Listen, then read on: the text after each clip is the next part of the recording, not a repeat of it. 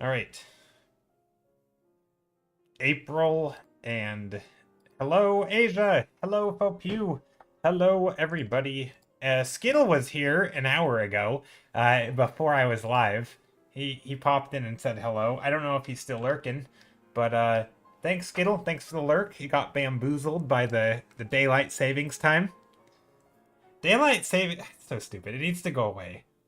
Every year, twice a year, not even just every year, but twice every year, I am reminded how dumb it is and that we shouldn't have it, and yet here we are.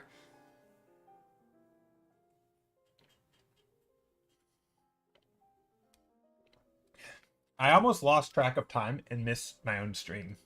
So Skittle's not the only one who got confused.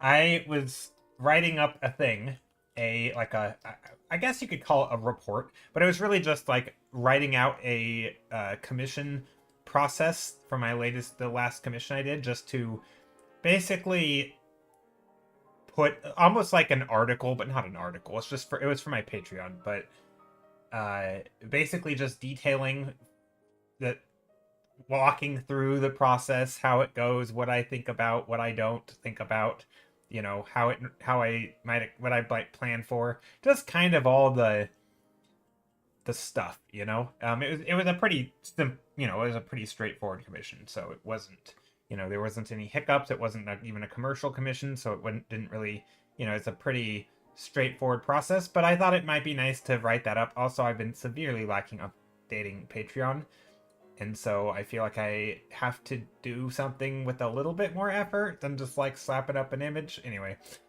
so that's what I've been doing today. And then I ran out of time and I forgot I was streaming. Hi, Skittle. Howdy. I won't be able to be in the stream today, unfortunately, but I hope you are going to have a good time. Thanks. Yeah, no worries. You're already here, so that's something. Okay, this was a thumbnail that somebody redeemed last time with color thumbnails. I think it was colors. They had redeemed like this color, and I did my best to make a thumbnail out of it. I like it though. It was a good, I thought it was a good one. All things considered. But yeah, everything is on, right? Everything's working? Yeah. So yeah, how was everybody's week? I want to say weekend is looking mystical. It is looking mystical. I think it's the lighting, right? It's the weird green overcast lighting. It's just very unusual. It's one of those things where if I just made it black and white, you'd be like, it doesn't necessarily look mystical, right? But when you realize the light is this weird alien green color, oh, you can't see that. Whoops. There we go.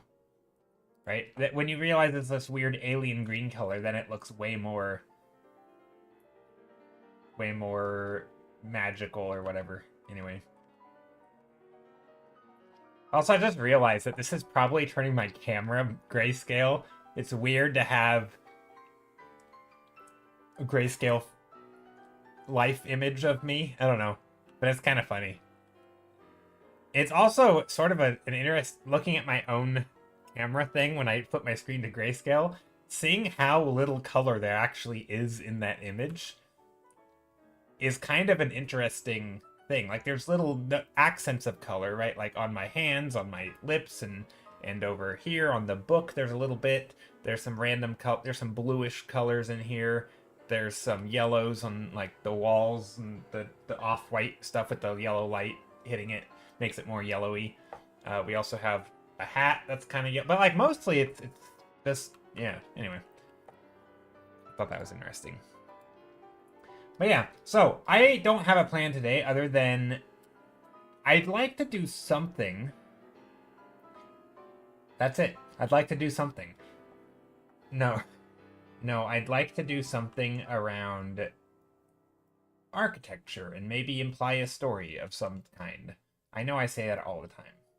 And I say that all the time. Every stream I repeat myself. Who would have thought? Hey, Sir Ebram, how's it going? Hello, chat. Hello, Joe. How's it going? I don't know why I said hello, Joe, like that. I made it sound like I'm talking to myself. Or maybe I am. But yeah. How are you, Sir Ebram? How's the day? I've been summoned. Have you been?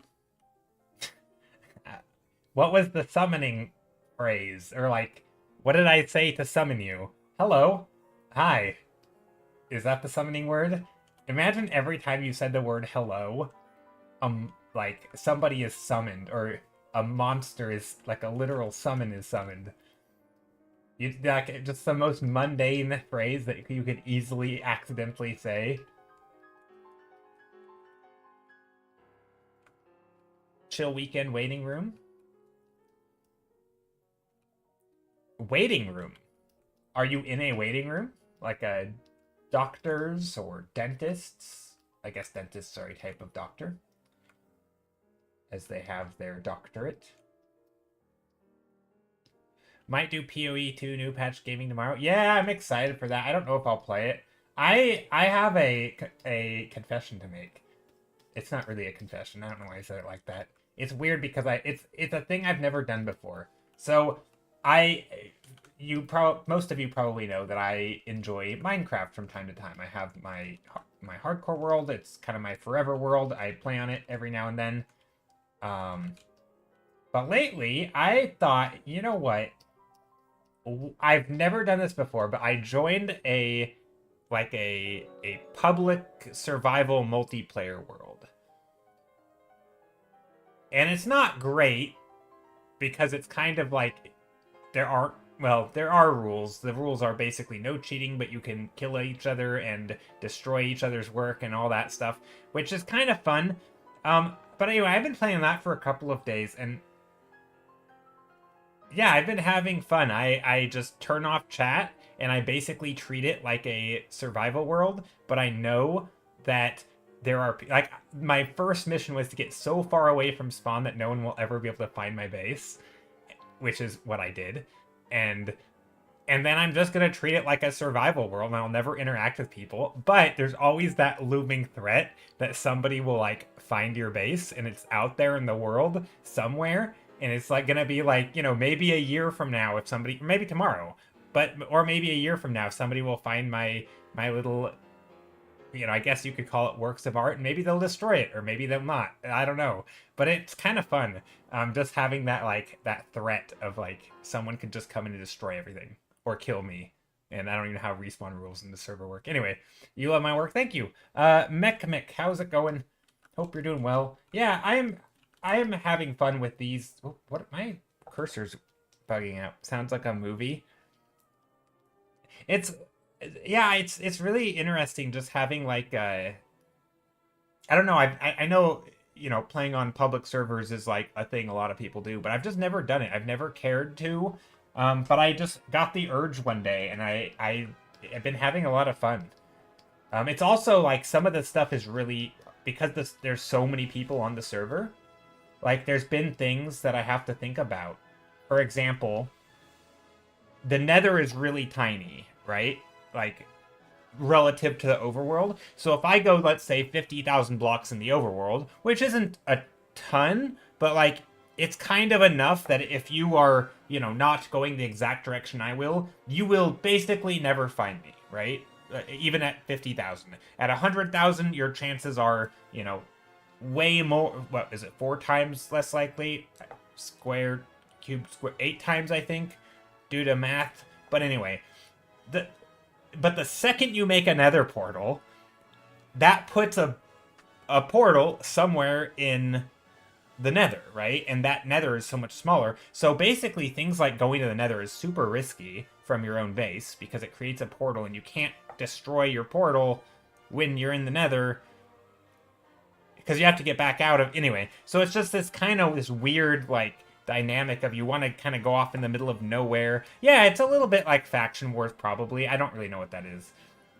But it's fun. I also don't know how, like, getting elytras is going to work in the game, because typically that's, like, the item that lets you fly around. But you also get it in the end, which is going to be a lot harder to get to, probably. I also think, because, like, the Nether is super dangerous. But also, I don't know how it's going to work with, like, because there's only a certain number of elytras. I know that the end is huge, but typically you have to get an elytra to get more elytras because they're so far away. Like, So I don't actually know how I'm going to ever get into Nitro or if I ever will. Whereas normally I can do it in like an hour or less. Like I'm no speedrunner, but I can typically get to the end and beat the game in like an hour on a survival non-hardcore world or even on a hardcore world. Like I don't know. It's one of those things where I'm not sure I'm going to be playing the game on like it's almost more difficult because there's sort of I don't know. It's interesting. So anyway, I've been having fun. But that's totally unrelated to what I'm doing today. I'm painting today. Hello, Stramigo. Hello. Love the blue one. Thanks. So this I did not do today. Also, my stylus is... Or I think it's my stylus is bugging out. My computer is, I think, struggling to read inputs. But anyway, I did this one last stream. It was a color redeem by somebody. I don't know what's going on here. What if I turn it off and on? Or what if I...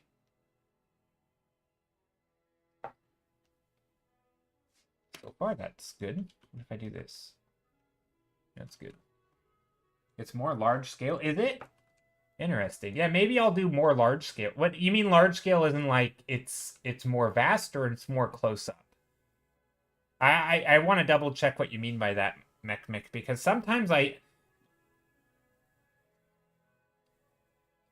I'm confused by what other people mean when they say large scale versus small scale. And I think this is just me not knowing English very well, and it's my only language that I know, but I still get confused. Because, like, to me, this actually feels a little bit more zoomed in than some of my stuff. Sometimes I do stuff that's, like, super vast, but I don't want to do that today. I do want to do a little bit more zoomed in. But maybe you meant that it feels more vast. I don't know.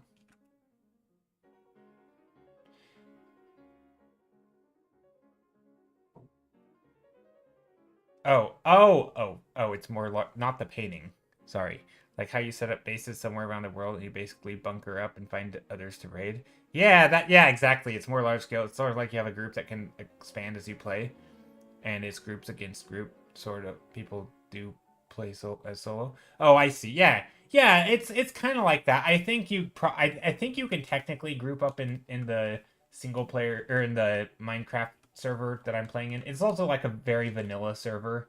It's just a public one, so there's like a login queue, but I have like a nighttime schedule, so I've never had any issue with it. But I think during the day it would be hard to log in unless you pay, which I don't really want to because I don't have money and I'm cheap. But yeah, that's basically going to be my plan, is just hunker down, build up, treat it as a single player world. I actually built my starter base is only like 25,000 blocks away-ish. In multiple directions. About 25,000-ish blocks away. Maybe actually it's probably more like 35,000 if we do math. But anyway, away from spawn. So it's very findable, but I'm basically just using it as like make a little villager outpost area, get items, and then I can properly go off and, But I'm also kind of using it as like a building server. I'm not really going to like kill people or grief or anything. I'm just going to build stuff and it'll be like just leaving a little tiny footprint in this world that may or may never be seen. And I think it'll be fun because I think one of the things about Minecraft, even though I like to play it on my own, it is a little like lonely, right? And so it's kind of like art in a way where like you want to do it on your own. I don't want to draw on big canvases with multiple people, but I do want to like put my art out there, right? And so it's a very isolating thing, and I want it to be, but also I want to be doing it with other people. And so this is like an interesting mix, and it feels very like similar to the way that I do art. Which is, yeah, you basically just do it on your own, and then you put your art out there. Yeah, right. Yeah, I hope that someday somebody finds it, and I kind of hope they don't destroy it, but also it's kind of fun if they do. I mean, not destroy it. I don't know. Maybe that's not fun. But like, yeah, it would be nice to have someone see it, but I don't need it right now. You know, it's like there's a T reminder, and I could even just spoil my own. You know, if I ever build something I'm proud of, I could just spoil the coordinates, and I'm sure somebody would go and grief it, but I'm not too worried about that. Especially if I use each base that I make in this server as like the next step of my upgrading my journey, you know?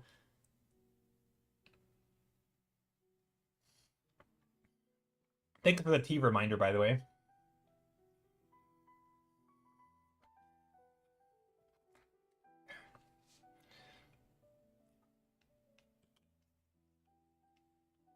So yeah, that's what I've been doing lately. It's been pretty chill, but yeah, I think tomorrow I'll probably play some Path of Exile. There's a new update. It's the first real update of Path of Exile 2 that's coming out. Random, but what books you got back there? Just curious. I've got those are all art books. I've got Color and Light by James Gurney. Picture This by Molly Bang. That's a good book, by the way. It's it's like a composition book that people don't really talk about because they always talk about Framed Ink, which I also have. I also have Framed Ink #2. That's back there. And then I have a Michael Hampton book, it's not here. Oh, figure drawing. It's just a figure drawing book. I've never really made my way through it. Then I have a Loomis creative illustration book, Color and Light, imaginative realism, and that's basically. And then I have Spectrum, which is it's my non-educational art book. I don't have that many. I only have the one non-educational art book. All the others are like educational stuff. But that's like it's Spectrum 22, 23. And it's basically just it's like a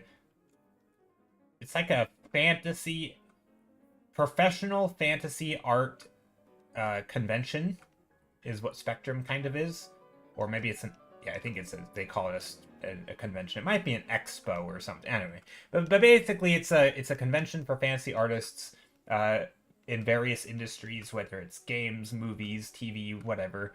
And then it's sort of the best. There's like a judged thing, so it's like some people will make it into the book, some people won't. But whoever do there's like a blurb about them, about what they do, about what their work. So it ranges from anything personal project related to Magic the Gathering art, for a company. And so it's kind of neat. It's like it's quite cool.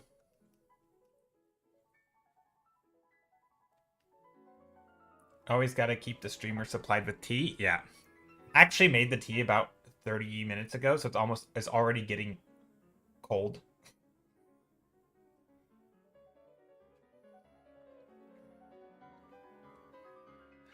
The other K-Reg says the other day I tried to paint over my line art. ... Boy, oh boy, I think I'll dedicate one day of the week to painting it. To painting, it was horrible. I think this is a problem, not with you. I think this is just like a universal problem, particularly for anybody who doesn't have a very like a process that they're really familiar with.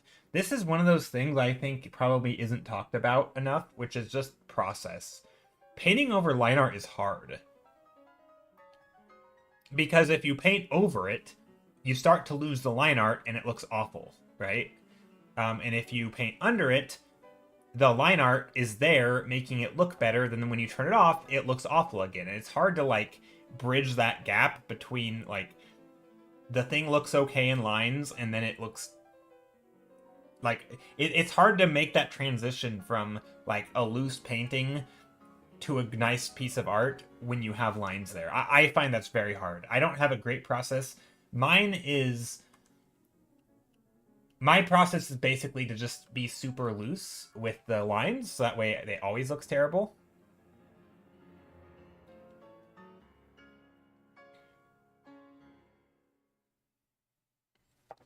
All of them.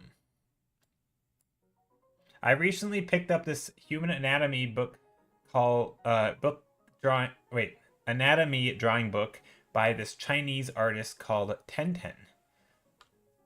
Oh, interesting. Yeah. The book Picture This. It's a small book. It's very short.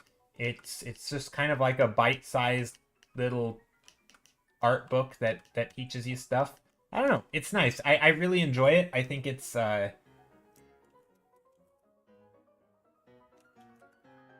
might be one of my favorite art books because it's very direct in what it's trying to do. It's not trying to be a, it's not trying to teach you everything there is on a massive topic. It's basically, oh, I'm talking about this book. Oh, I'm gonna pull over my whole, this thing is very wobbly. The legs aren't very even. I'm trying not to knock over my whole, I just pulled my whole bookshelf over. It's called Picture This, Hold on. Let me get the dust off of it. Okay. It's called Picture This, How Pictures Work. It's very simple. It's by Molly Bang.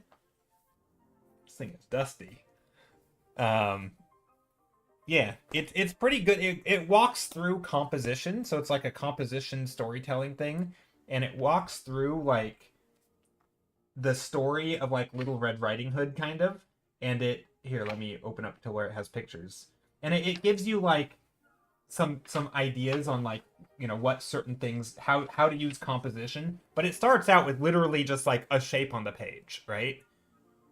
And then she goes through like how changing things about those shapes, right? Whether it's the size, the shape, the color, adding other shapes to add contrast in different ways to add contrast. And she basically just walks through this whole thing until you're basically walking through the idea of telling the story of Little Red Riding Hood, right? And so it builds up more complexity. There's more compositional ideas, and she explains those ideas on each page. Anyway, it's pretty. I don't know if you can see this. I don't know, but it's pretty good. And then at the end, it's like, now you could tell a story, basically. So, it's. I like it. I think it's a good book. I'm not even gonna try to put that back. I'm just gonna stick it down there. You've seen this book before? Yeah, it's pretty good. I thought it was good. I think what I like about that book, Picture This, is that it isolates the variables, right? A lot of art is very juggling, like it's like doing a million things at once. Hey, Bray Boet, how's it going? Hope you're doing well. But because that book, it sort of isolates the variables where it's like, here is a way you can change something, and here's the effect it'll get. But also, here's another way you could change it, and here's that effect that would give. And in some cases, you could get the same effect by changing two different things. And it makes it very clear that, like, you have power over those little tiny things to fiddle with the knobs, so to speak. Would it be working an ebook? You mean like a just picture book online? Yeah, I don't see why it would matter. I think if you're okay with reading stuff online, you do need the images, though. It's a very image-focused book because it gives a lot of examples. And like an audio book wouldn't work. It's not a book you could read or listen. It's not a book you could listen to. I mean, technically you could because there is a lot of words, but I don't think you would get anything out of it. It's definitely not advised. So it is an educational book. It's meant to be used as such. Oh yeah. I don't see as long as it has pictures. You'd want to make sure that your Kindle has it in color because the color is important, right? Because color is one of those dimensions that affect composition, right? You can use color in various ways. So some people's Kindles don't support color. So if yours doesn't, I wouldn't recommend it. I think Casey Snow. Casey Snow's amazing. Not just because she shared my channel with you, but because her channel is great and she's great. And yeah, for those who don't know Casey Snow, you should go follow her. Here, I'll give her a shout out. Casey Snow Art, I think. There we go.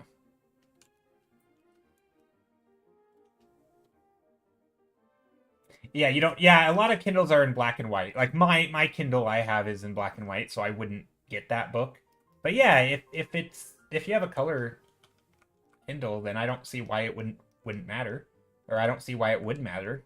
It would just functionally be the same. But yeah, so what I'm doing right here, I'm just making some like white towers, buildings off in the distance. I don't know. I'm just kind of messing around, having fun.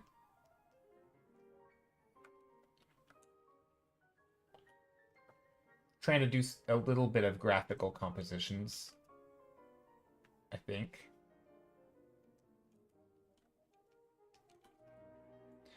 I think.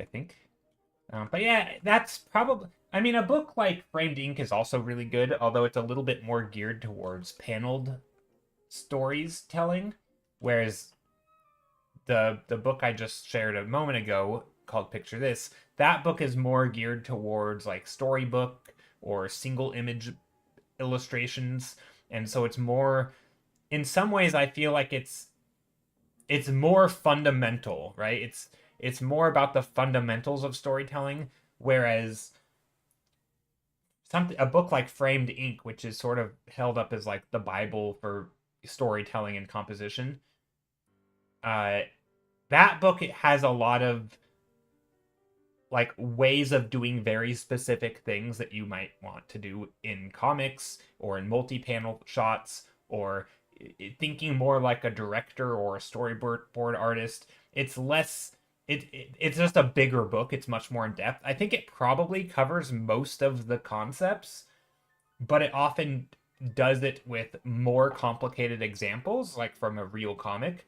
And so I think Picture This is much more like a fundamentals book, whereas Framed Ink is the whole dang curriculum, you know? And like you could still technically dive into each part, but it's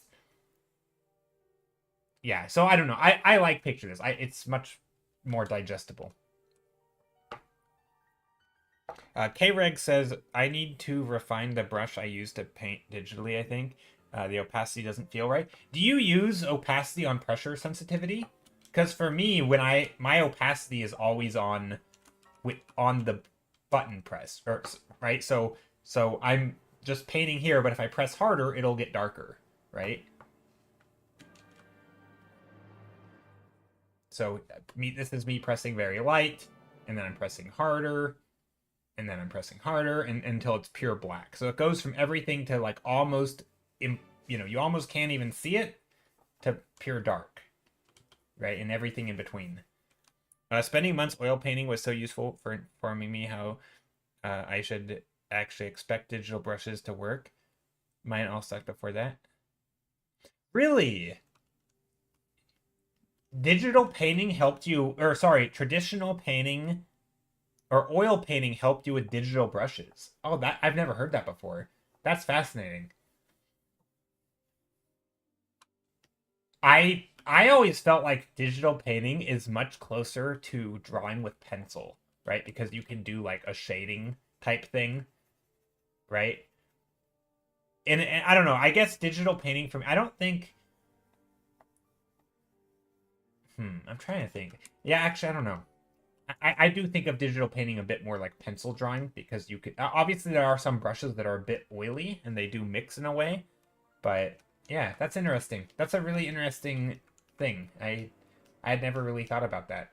I know people say that mixing real life paints like oil paints is extremely good to learn colors and color theory because it forces you to think about colors a little differently, which I could totally see. But yeah, I've never heard the other take. That's interesting. I could kind of see it maybe, depending on the brushes you're using.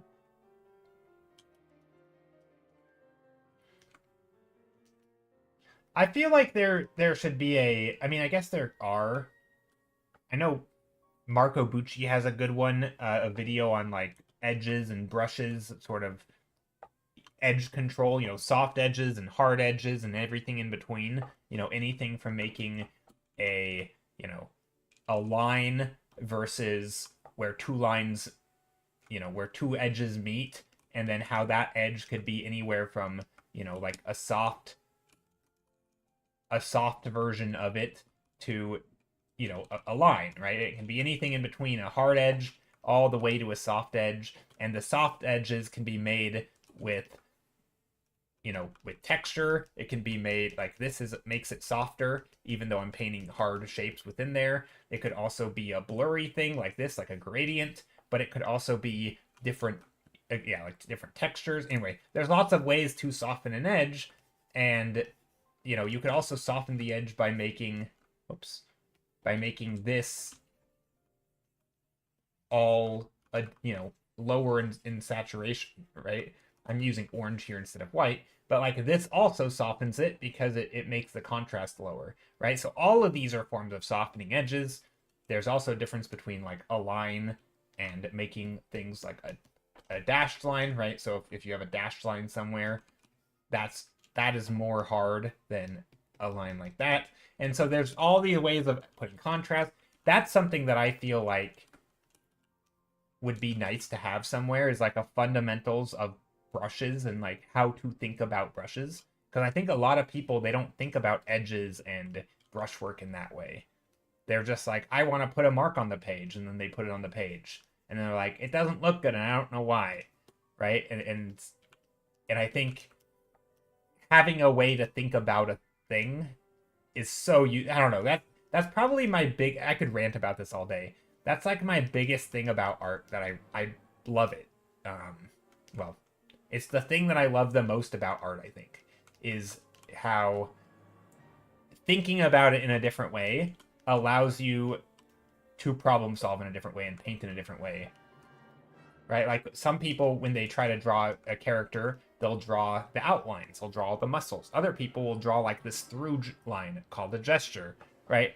Other people will, construct it up using different, like there's all these different ways to think about it. And generally when you start, you don't think about it in a very good way. Also, I'm on the wrong layer. I've been on the wrong layer and I don't know what to do about it. I guess I know what to do. There we go. But yeah, I think you hit the nail on the head. My digital paintings were a lot closer to handwriting before I picked up oil painting and understood how painting actually works. Yeah, like thinking about shapes and value, for example, as opposed to color in the lines, right? Like that's a fundamental different way of thinking about it, right? I don't color in a shape. I am painting a shape, right? I am putting a shape of color because that whole shape graphically is just as important. The edge of it is not that important, right? That line around the head, I mean, it is. It's the silhouette, right? That is important. But that to me that's just a different, it's the same thing, right? You're doing the same brush marks or whatever, but it's what's happening in your head is so different. And that's, I don't know, I'm sure this happens in every activity, probably. Like once you get to a certain point, you start viewing that activity in a completely different light. But for some reason with painting, that happened to me. I mean, it continues to happen to me. I don't know. So yeah, I that's one of the reasons I like digital painting so much, or just painting in general.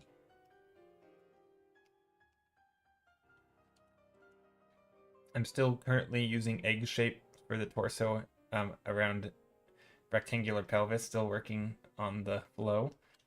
Yeah, I mean, I think those are good ways for it to work. And because that egg shape, right? You start thinking about it as a three-dimensional shape as opposed to just a two-dimensional shape. So a three-dimensional form as opposed to a two-dimensional shape. And that's something that I think is tricky for a lot of people. Anyway. You keep telling yourself to do landscape painting, but I always drift back to character art. I don't think you have to do landscape painting. Do what you want to do. There was a post on Reddit today that I just replied to. It was like 7 hours late, though, so I don't think anyone will ever read my reply. So I'll tell you guys here. Basically, it was a person saying, I've been doing so many studies, and now I don't know how to make my own work. And I found that really sad. But also, I totally get it. And my reply was like, I think of it was sort of my own story in a way, but I'm like, I think of art as communication, and it's great to learn how to communicate. But there is a certain point where, like, sometimes you just don't have anything to say, and you just want to like listen or observe or go for a walk or like, like ultimately you should paint the things you want to paint, and you should try to know a little bit of why you want to paint them in the first place. And yeah, I think if you don't want to paint an environment, don't paint an environment. Paint the things you want to paint, because say the stuff you want to say, right? If you think it's important, say it. Don't paint something just because other people are saying it or other people think you should paint that. Like, that to me is not a great reason for painting stuff. Like, again, it's good to learn, and sometimes, copying what someone else has done, or following the footsteps of some writer or artist or whoever that you like. But ultimately you do have to, like, you can't always be cranking out amazing art, or all this super new and novel things. I don't know. So that was sort of a somewhat related to what you were just saying, which is to say, I wouldn't stress about it. You shouldn't ever feel like you have to do environments. I will say, I do think there's some use in trying different things and exploring things, because you do both for learning purposes, you learn along the way, but also just for pure like exploration of like what your interests are. Sometimes you aren't going to know if you even like something until you try it. And so it can be nice to, especially in art, right, where there's so many misconceptions, it's really hard to know what you're going to like, because you might be thinking about it in a, it's like saying I want to be a doctor, and then you realize, or sorry, not a doctor, it's like saying I want to be a lawyer, and then you realize how much paperwork and annoying stuff lawyers do, right? Like, you might have an idea in your head that says I would love this or I would hate this, but you may just genuinely be misinformed. So I think it is useful, I think, to try all different types of art, even if you don't know if you'll like it. But also, you shouldn't beat yourself up if you don't like it or something. Like, paint what you want, but also maybe try stuff out. I don't know. I am writing most, if not all of my pieces go into that. I feel like, oh, I read that in reverse order. Mech says, I feel like my issue is that I'm trying to be a jack of all trades. I think that's fine. I don't think that's a bad issue. I think that's totally fine to be a jack of all trades. In fact, there is a book I'm going to recommend. We're going to talk about books today. Um, it's called Range. Why General? It's here. It is. I'm not link. This is not a affiliate link or anything. I'm just linking the Amazon book because because it's there. But there's a book. I thought it was a good book. Range: Why Generalists Triumph in a Specialized World. Basically, it's just it's in some ways it's like the counterpart. It's not really an argument. It's more like the counterpart to the hyper specialization sort of, you have to practice, practice, practice, get the very best at a thing, and be like an elite performer. And it's basically making the argument that a lot of the things that we think are these very specialized people started out as very broad, and they just grouped them together, right? They were more like the creative type people, right? They're people who take a little bit of knowledge from one industry and a little bit in another, and they find a way to combine them. And then we view that thing, 10 years later, we say, look how hyper specialized they are. And they're the best at what they do. They're so unique, and like they do one specific thing. But it's like, no, they started by doing all the things. And we now view them. So anyway, it's kind of making that argument. And I think comics is a great example of this, right? If you want to be a good comic artist, you probably are going to need to practice writing at some point. Maybe not in comics, but just in general. You're probably going to need to practice drawing. You're probably going to need an interesting story to tell. So, life experience. Like, comics are kind of taking a little bit of writing, a little bit of storytelling, a little bit of drawing, and you're kind of mashing it together. And you don't have to be the best at any of them because you create this unique thing that literally nobody else is doing, right? Um, which is kind of what specialization is, right? You're the only one doing this thing. And I don't know, I think that's a lot of, in some ways I think that applies to art more than like the books about what's the word that I'm looking for, deliberate practice, right? All the Malcolm Gladwells and the Peak, the Anders Ericsson studies and stuff, like those are all great for very, like, for golfing or for playing the piano, but not so much for writing piano music, right? It's good for learning to draw in perspective, but it's not so great for learning to draw, and communicate your ideas. Like it's I think it's a little bit overrated, this sort of, practice, practice, practice, grind, grind, grind mindset. I think you want a little bit of that, but you also want some experimentation, right? You want to try things out. You want to dabble. You know, I think in that book, I think there's a quote, or not a quote. It cites some sort of like meta study or meta analysis. I think it's a meta analysis. I don't know what it is. No, maybe it's just an actual study. I don't know.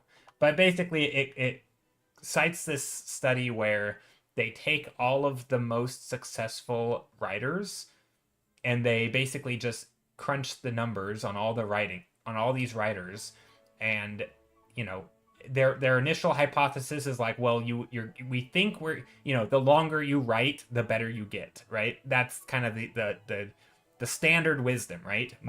The more books and the more you've written and the longer you've been doing it, the more likely you are to have a hit. And what they actually found was that wasn't really true. Like, it's kind of sort of true to a point, but it was even more telling that it was the different number of genres a writer had written in. So if you have a writer who had written 4 books in a genre versus a writer who had only written 4 books in one genre, right? They were way more likely to excel because they're diversifying. They're learning how to write different things. They're learning how to tell different types of stories in different ways. And then they can eventually write their own thing where they can borrow and they can learn how to tie them together in an interesting way. Like, it's basically like, which makes a lot of sense to me. Like, there's that, I don't know, I like that. So yeah. I think there's something to be said about diversifying, trying different things. And that book has convinced me of it anyway. Which is, I think everybody knew it. It's just kind of, and it's not making a new claim like, hey, you didn't know this is important, but it is. It's more like saying, hey, don't forget about me. I'm this thing called diversifying your skill set, and it's actually more useful than you might think it is. So yeah, that was a good book. That's not a book about art though, specifically anyway, but I think it's good.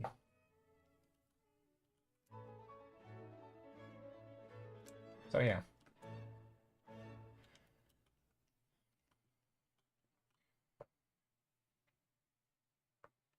I feel like I'm hyperfixated on something every week, month. I don't think that's bad. I think especially if you can do like a takeaway, right? If you can have a takeaway from whatever you were learning or whatever you were doing, and you can learn to apply it in other ways, that's where I think you're going to gain a ton from, is when you start thinking laterally, right? You start thinking like I tell this story all the time on stream about how I think video games is one of the reasons that I do art today, and not because video games have art, but because of the sort of learning to analyze my own games, learning to look at the pros, learning to see, basically learning how to learn, right? Learning how to build a skill. I think video games taught me that more than probably anything in my life.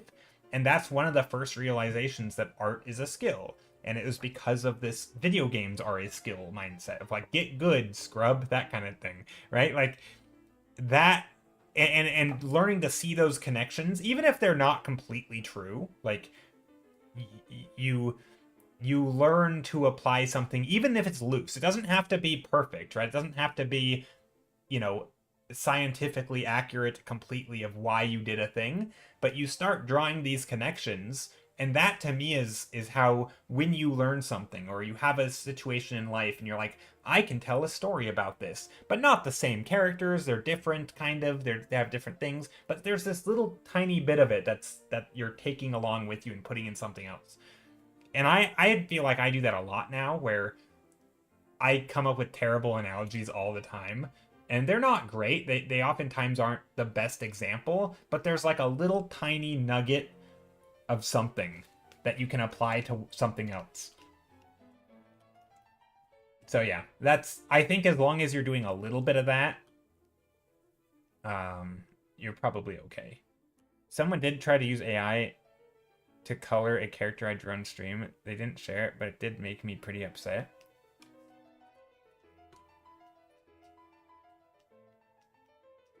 Yeah, that would be annoying. That would be annoying. I hmm. Yeah, like, what's the point of coloring something like that with that isn't even yours with AI? Like, look, here's the thing I didn't do. Great. Do you want a pat on the back for not doing something? Like, what's the goal here? And also, it probably like changed the choices you made. Right before stream started, I was writing up a Patreon post because I'm way overdue on mine. Uh, and it was I'm sort of writing out the latest commission that I had, and sort of step by step, like what I did, why I did it, you know. And it's not like a super crazy thing because it was a very straightforward, you know, casual commission. It wasn't, you know, wasn't commercial work or anything. Um, but even in that, right, there's this element of like, whatever turned out at the end, there are choices I made that I think I can justify, right? Did I do it perfect? Probably not. But I there's the series of choices over a process. And it's not just like, oh, I made it this color because it looks cool. It's no, it's because I wanted a certain feeling, or I wanted a certain mood. And again, maybe they seem like these uninteresting choices. Like, if, you know, if the colors turn out to be very realistic, for example, it doesn't look that way because that's how it should look. It looks that way because I chose not to make it another way, right? Like, down from the color choice to the shapes to the perspective of, you know, like, there are things that they do better or worse, and I made those choices, or we ended up going with those choices for reasons, right? And I just don't get what, I don't know, maybe I just am confused, but I don't really get what some people get out of, like, I mean, it really is just like commissioning someone who you're not paying for and then claiming that you made it, right? It's like that chef analogy. I don't understand. Anyway, I don't want this to turn too much into an AI rant because I know it can be a bit of an annoying topic for people. It's just, it's hard to avoid it, and I want this to be kind of a cozy place where people don't have to, you know, be thinking about AI all the time. So we probably don't, I don't want to get too into it, but yeah, it is a little silly. Pick a color for a thumbnail. Ooh. A tiny fraction of what you're saying happened to me when I was copying my reference yesterday. I was like, I don't like how the arm is. I changed it and felt good. Yeah, right? I mean, even if you're doing a direct copy, and again, it's fine to copy. But yeah, you can share it if you want. They said it didn't turn out well, but still. Okay, gotcha. I mean, even if it turned out beautiful, it's not the choices you would have made, right? I don't know. A concrete definition of what is art is needed more than ever, and I agree with you. See, I don't agree with that. I don't agree, Bry Poet. I don't think it matters. I think it's more important that the people understand what different types of art are, what their purpose is, and I think people need to be more clear with what their purposes are. Maybe not need to, but if they want their art to be acknowledged as useful or good or desirable, I think it's important to be clear about like what you were trying to do versus what you actually did. Was it because I don't think it matters if something is or isn't art. I think there are cases where some art is total garbage and not great, and other things are not art and they're super awesome and useful and people want them, right? uh I don't think it really matters if it's art, because art isn't the thing that gives it its status, right? Just because something isn't art is a lazy excuse to, like, if you don't like something, I think say why you don't like it rather than say, oh, because it's not art, right? Because that's not a real reason. It's not this thing, therefore I don't like it. So there's lots of stuff that's not that thing that you do like. Like that's not an argument, right? And so that's the only. This is something, and I'm only saying this not to like attack you or your views, but it's more that I also don't like AI for a whole bunch of reasons, and I think it's good to learn what those reasons are, other than say, well, it's not what I'm doing, or it's not art, and I don't, therefore I don't respect it. Well, again, I don't respect a lot of people who do stuff that isn't art. Like that's not a reason, right? And I don't respect a lot of art also. Like I don't think just because it has a label. So that's something I don't know. So that's something that I do care quite a bit about. Hey Rona, how's it going? Hola, hola. How's it going? Hope you're doing well. Color for a thumbnail. Yeah, K-Reg, what color? Feel free to give me the color for the hex code, or multiple hex codes if you want.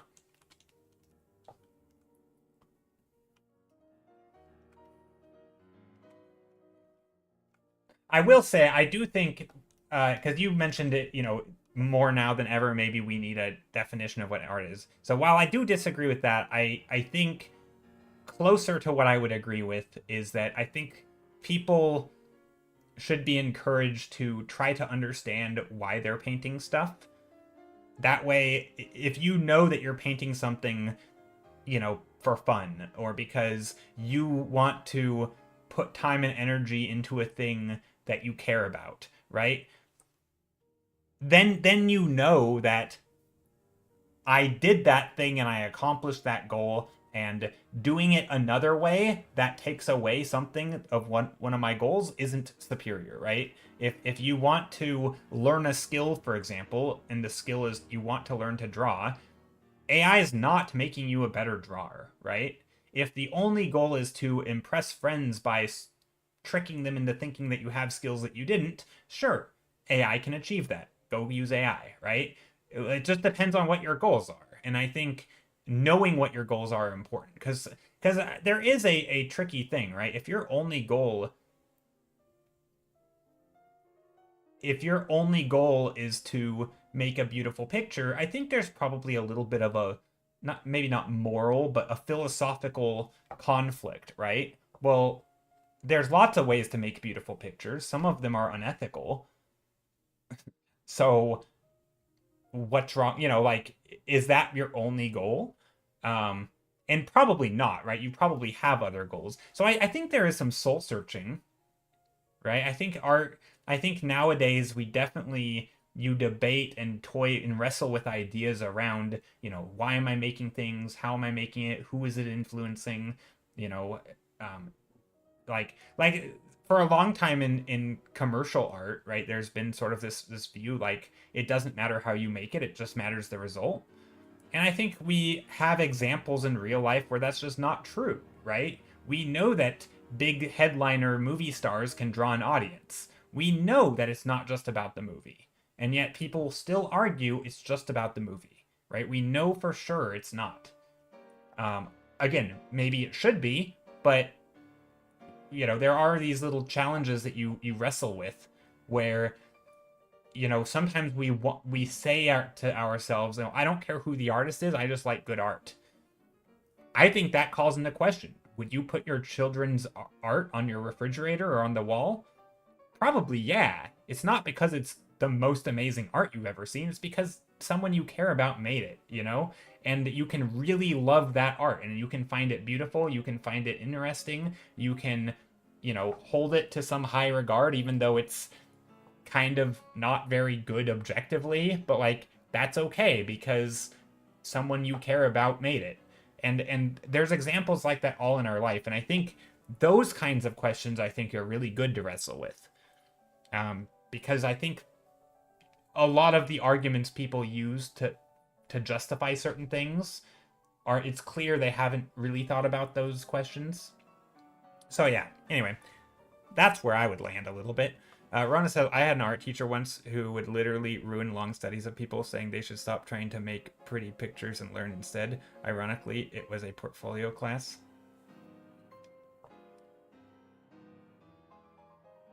Yeah, I mean, yeah, that's always a tricky one, right?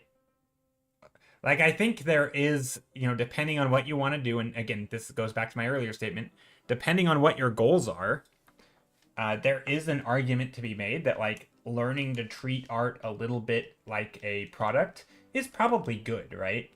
If you have a goal in mind, focusing on the goal and not getting, overly attached to something. Like, I mean, again, it really depends, right? If you have a very specific goal of telling a certain story in the best way possible and you know what that means, right? You might fall in love with some design for a character, but there is this hard fact that maybe that's not the best design for this character.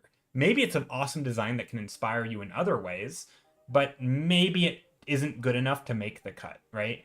I actually just watched a YouTube video. It's like a game dev who is documenting his process making games, and he goes through his examples of like he had hired a bunch of art and it was all amazing art. Like all the artists that he hired were really good, but because he didn't really understand his goals and his process, he ended up having to throw it out. Like the animations were beautiful and they were these long complex animations, but they didn't make the game feel the way he wanted them to feel. So he had to make the choice of like basically trashing it. And that's hard. And I think there is a point to learn that. But again, telling someone else that they need to learn that is absurd because, I mean, like, again, you can, not everybody has different goals, right? That's my point. So at least I need a few pieces, but yeah, definitely trying to make things too perfect all the time can be a hindrance. Yeah, I mean, again, it just depends on what you're doing. If you're making, art for the joy of making art and you just want to have fun doing it, like, do you need to be able to rip your art up at the end? No. Like, that's the whole point of making it, is so that you spend time and you have a thing that you did, right? Like, ripping it up would be exact opposite of what you're trying to do, right? You're trying to make something that you can hold on to and say, I made this. This is important to me, right? But some art shouldn't be that important to you, right? Because it's just one step in a process. And so, like, there's definitely takeaways there, but also, yeah, I think it's easy to, yeah, I don't know. It's tricky, but I think these types of questions are really useful because they help you grapple with some of the struggles with making art in general. Like, maybe you do feel super attached to something you made and you don't know why, and you're like, is this bad? Is this good? Oh, my teacher said I shouldn't be. But maybe you're like, you know what? This was my own personal piece of art. It's okay to be attached to it. That's why I got into art in the first place. But maybe if it's for your own personal project, you want to say, I actually want my project to be the best it can be, not, anyway, you get my point. I'm rambling again. Who would have thought? Me ramble? No. Add extra credit to the portfolio piece, but capturing them with I didn't get destroyed during this professor's class. At least I needed a few pieces. Oh, let's see. Out of interest, when you flip the canvas, is a transformation as an edit canvas hotkey, or is it another flip feature? I think it's just called flip canvas. No, this is not the same as flip horizontally. Flip horizontally will ruin At least in Clip Studio Paint, it will mess things up. Yes, that's what flip horizontally does.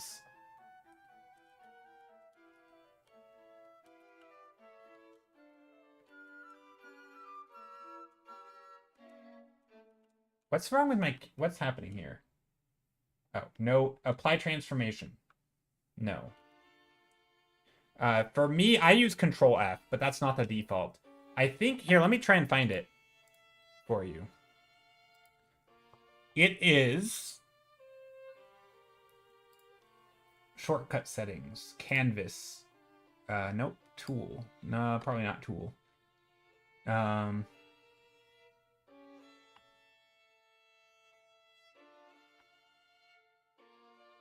Well, I guess I can just scroll through and look for Control F. It's not going to be in ruler perspective.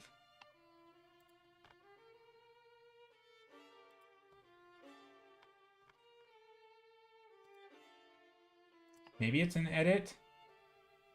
Options. Oh, tool. Menu commands. Control F. Oh, I know that's Shift F. No.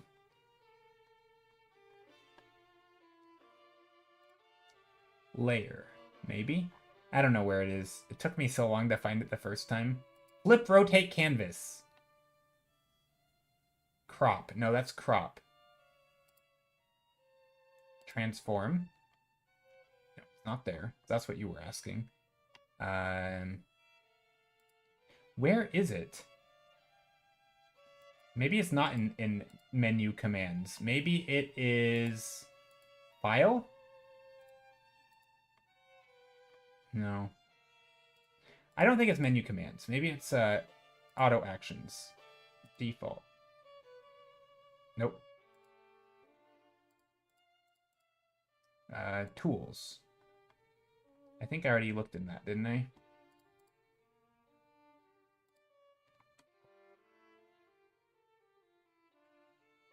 I don't know where it is. I can't help you. I don't know. Maybe just Google it, I guess. Maybe someone that knows. Let me Google CSP flip canvas shortcut. Flip canvas. Shift Z. Oh, wait. No, that's... Mine says M in modifier settings. Where is modifier settings?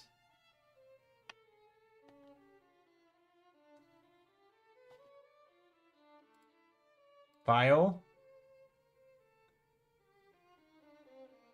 Modifier key settings. So maybe it's here. Modifier key settings. That doesn't look like it's going to be where it is.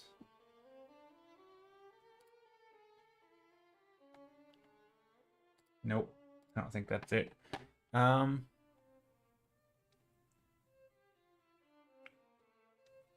File shortcuts. Okay, hold on.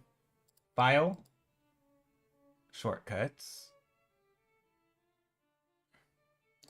Category menu settings. View. File, edit, layer, select, view. Oh, here it is. Control F. Flip horizontally. I found it. Thank you, Reddit. I found it.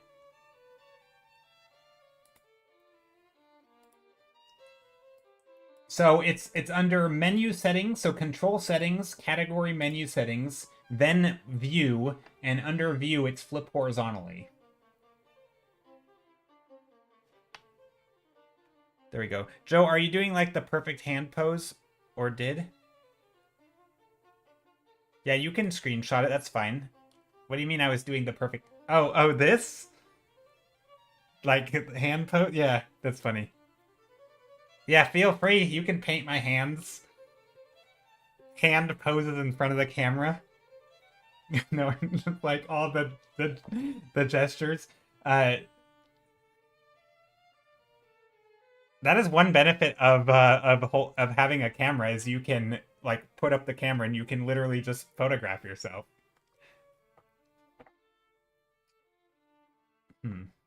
Okay, that's a thing. But yeah, that's where that setting is. Okay, what was the color palette? Okay, there's a lot of them. I had to scroll back up. Okay, if it inspires you around our... Oh, gosh. That is a lot of colors. Hold on. And now some of these are only 4 colors. I don't... Are you sure you copied the hex codes, Kreg? These colors aren't in hexadecimal thingy. I don't know what colors those are. Oh, you gave me the RGB values. Hold on. Oh gosh, this is tedious. 237. G is 111 and B is 38.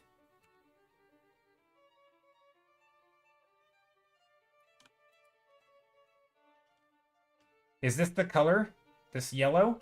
And then you said, or like maybe paired with some kind of blue. And then you said R. I'll just double check to make sure this is blue.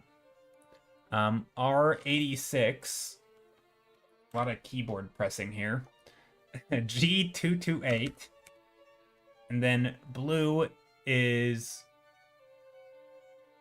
196. Is that is some kind of blue. You had 2 blues there. That is that right? Oh, I wrote 222 under which one? That's 228. Oh, for yellow? Hold on, let me color pick the yellow again. Oh, I did write 22. What was it? Hold on. This is why I like the hex code, not just... Yeah, anyway, hold on. Oh, 111. Oh, it's orange. Okay. Is the orange correct? Yeah, no worries. Is that the thing? Was it orange? Orange and teal? Is that what you were going for? It looks a bit more dark. I don't know what to tell you. Is this the... I mean, if these are correct...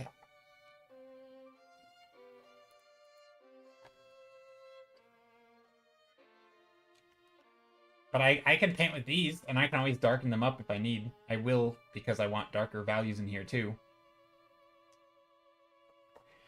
Excuse me. I'm sneezing everywhere.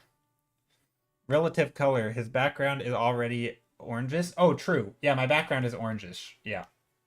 That's true.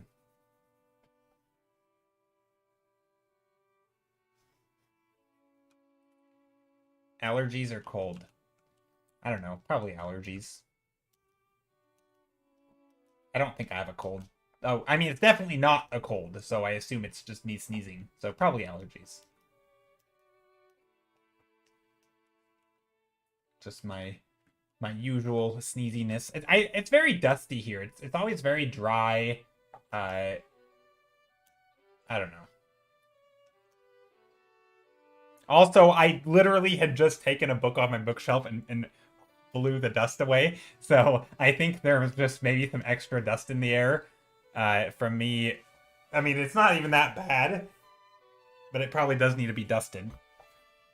So, yeah, probably just a little dusty. I need to just wipe down the surfaces and do some dusting. Spring cleaning stream when I'm not doing a spring cleaning stream. Amazing, though. Yeah, spring cleaning stream. That'd be fun. Not at all, actually. Get a big old feather duster out and do a whole thing. I don't know. Oh, something's happening. Also, did I say thank you for the sub earlier? I don't know if I did. Thank you for the sub earlier and right now. Wait, what just happened? I didn't see the alert. Sorry. Did I say thank you earlier? Somebody subbed earlier.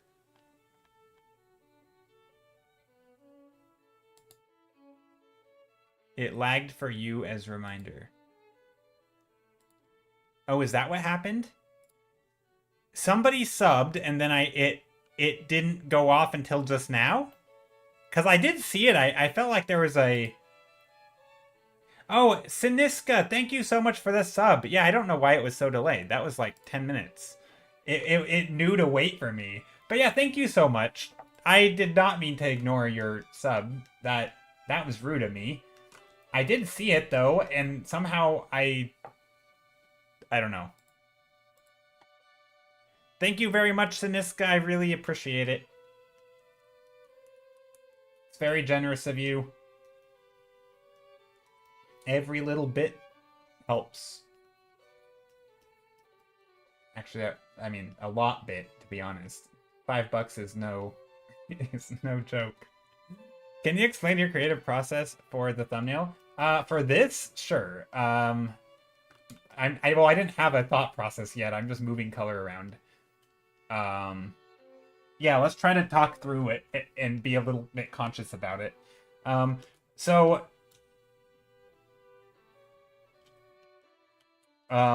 with the blue,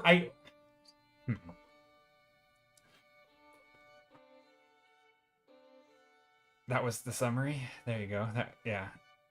All right. So yeah, that's it. There you go. That was my process. That's my thought process. No, so oftentimes what I do is I will play around with things without really knowing where I'm going. And then I'm looking for something to latch onto. So in this case, the blue could be some light, for example. It could be like a cool light, or it could be a sky, right? And I don't just want to do like a sky, that's kind of boring. Yeah, just moving colors around. Sometimes also, if I have colors like this that are just, maybe there's not enough value range, I'll say, maybe I want the values to be a little bit darker, so I'll maybe push that warm to be even more warm in the shadows. So I'll get some darker colors. Maybe up here, maybe I do want it to be a bit of a sky. Maybe it would be nice. Maybe if this is a sky, maybe there's some lighting in here. And I'm kind of just, now I made these shapes that kind of look like a house or a hat. So I'm sort of copying them. And what if I made this a little bit brighter? And now, for example, I'm kind of just, I'm still not sure where I'm going, but I made this shape here that I kind of like, and it gives me a little bit of roof feeling. Like I kind of made these look like roofs. But what if now there was some deep shadows under here? Right? So think houses, but now we have shadows. This could also be, this orange could also be in shadow. So now I'm going to reshape some of these to make them more like roofs.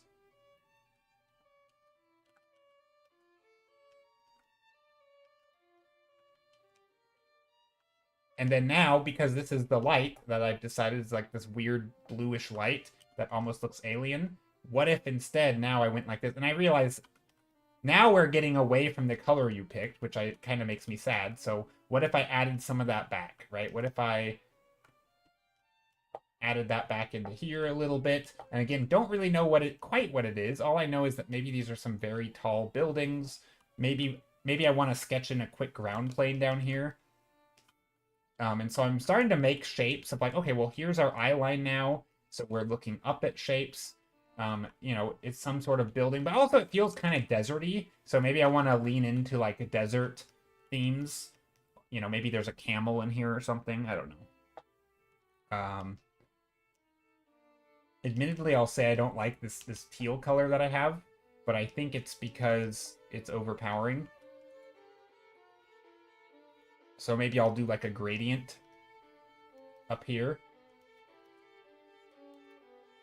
Okay, let's try this. Let's bring...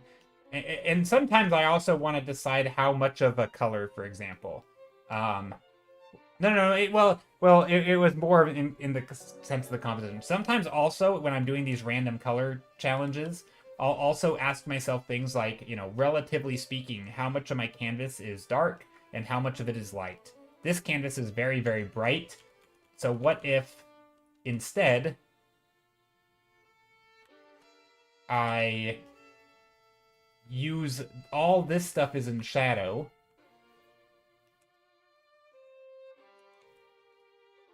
You can see so much of them. Yeah, there's a lot of fun stuff. Yeah, I agree. You can pick a darker blue too. Yeah, so maybe I'll treat the teal and the orange all in the light. So maybe this will all be in the light, for example. And then maybe there will be a bit of shadow or darkness over here where the blue will be a darker version of that teal, right? But not too dark. I don't want it to, I still want it to feel kind of sunny. And so maybe I have some teal in the shadow, teal and white in the shadow, and more whiter in the light. So here's the shadow part. Right? So that's kind of sometimes my process is a little bit of like art stuff, right? Where it's like, oh, I need contrast. How do I make contrast? Right? Other times it's compositional things. I'm thinking like, where is that my eye line? And so now this is giving me like a little bit of like a desert tent vibes, like clown circus show kind of or something. And I kind of like that. There's sort of I kind of there's something about this that I do like. Um, and so now I'm like, okay, well, let's sketch in some of these top shadows over here. Maybe contrast that with some of these lights. Maybe there's some patterns on here. And now I have my two colors of dark and my light, and so I'm using both of those. Tent at the desert oasis. Yeah, maybe there's a desert oasis here. Um, And then, speaking of an environment right now, maybe some atmospheric perspective. Maybe there's some foreground stuff in here. Um, maybe we want some little land area over here, right? It's a little bit darker. Um, I'm not quite sure what's going on back here, so let's add something a little bit lighter back here. Maybe there's some additional bits of light on the side. I don't know. But or here's another thing that I'll do is where we are now we're starting to get like here's an idea, it's a tent. But what if this tent was just one of multiple tents? So what if I were to make this even, smaller here? There's more room for stuff over here, more shapes. Maybe back here we can get some. Oops, I like that blue that we had. Let's keep that. So I'm just covering up the canvas a little bit. Um, maybe these things are a little taller. I don't know. But maybe there's some back here as well, right? Maybe there's some additional ones. Now you're talking. Yeah, so it's sort of again, I started a little bit with some of it was color issues, right? I wanted a light and dark. I wanted some direct sunlight, so I made the sunlight. I made the orange our sunlight. I made the teal our sunlight. Then I took a darker version of those. Um,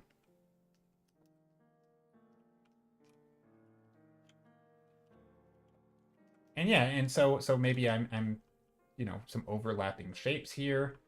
Maybe some now I'm doing some compositional stuff. Maybe this one is really tall.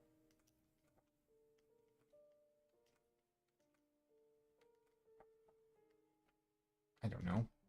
A double decker tent. Is that a thing?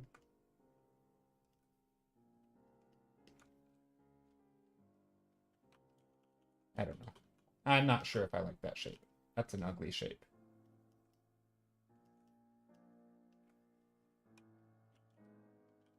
But anyway, that's not a big deal right now. Maybe these shapes back here are a little bit. They have some similar ones, and I'm kind of just play around with shapes now, right? Because I do like the a little bit of this, but there's some stuff that I don't like about it. Maybe we can get some more foreground.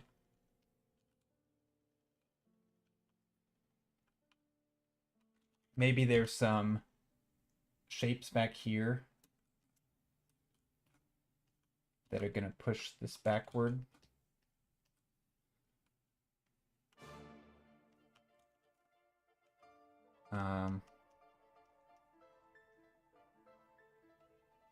Maybe there's like a...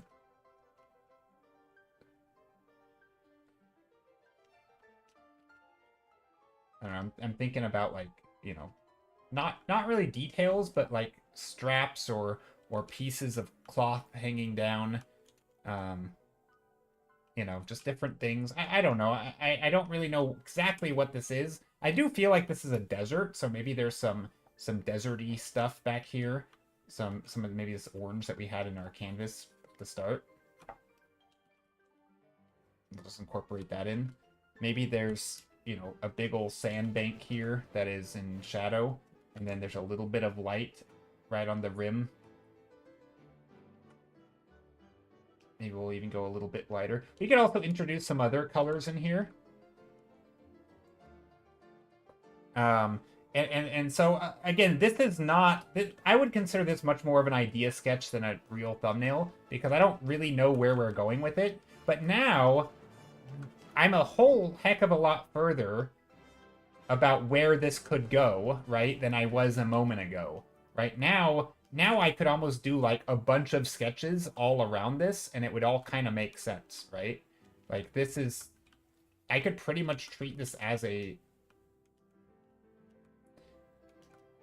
Like I could treat this as an idea, and then maybe I would go and, yeah, sketch out some ideas. I don't know.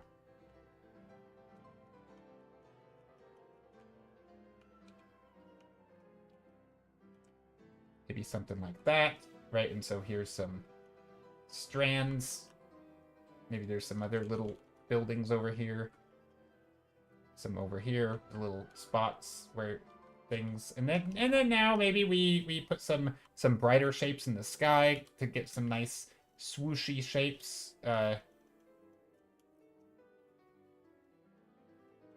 don't know, pointing into the scene. Maybe we get some brighter clouds just to add some movement into the scene compositionally, you know, bring our eye in. Alien building. Yeah, something. I don't know. Again, it doesn't... I'm not too picky here, but yeah, maybe there's some... We could put some little cacti things. So maybe there's like a green-gray color here. Some little cactuses sticking up. Little desert cactus that now you know it's in the desert. Some of these are gonna be...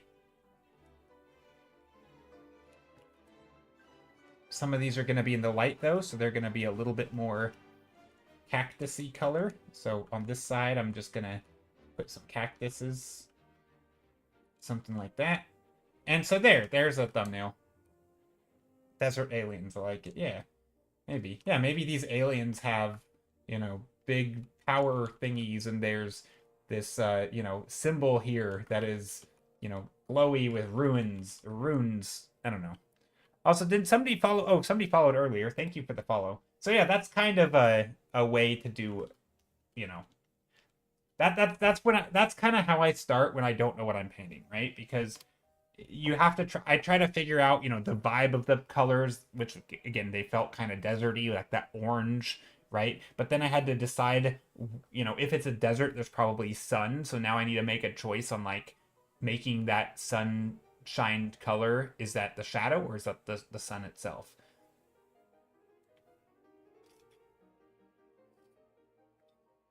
So, and it can be a little bit hard. Sometimes I have to like fumble around to figure out what I want to do.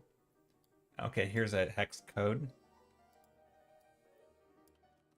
All right, let's do this one. Okay, so this is just red. Do you by chance have another color? I mean, I'm happy to talk through how I would paint something with just pure red. All right, we're done. It's red. We made a flag. Bet you didn't see that coming. We made a red flag. Genius. Now we need some shadow on the flag. A fabric study. We're just turning into a fabric study. A little bit of a highlight in here, maybe a blue highlight. On And just bump. I'm not actually doing this, by the way. I'm just being silly. Okay, you got another color here? Okay, what's this one? Oh, literally blue. Okay. Sure. So, we could do something like that. But see, even here, I've already added shadow and light. So let's just put this here for a moment. Now, it would be easy to go blue sky, but sometimes I say, well, I don't actually want to do a blue sky. We've already have a blue sky. What if we did a red sky? Or what if we did a gray sky? Right? So what if it was the same color of blue, but like very gray? And kind of dark too, right? And then now, but I don't want a lot of that, right? So I'm gonna actually do this one, and here, because I don't really know, I don't know where it's gonna go yet, but I do know compositionally, I think it'd be nice to have, instead of having a low horizon line, because we just did one, what if we just switched it up and did a high one? This also would be a nice reason to have a very gray sky, because now it's not going to be a large portion of the painting, right? I wouldn't want to do like this much gray sky, because that's not the color you picked, right? That would be like cheating. So I'm gonna put a grayish sky up here, but that way I can get some blues in here. This one definitely feels. I mean, we could just do like classic rivers.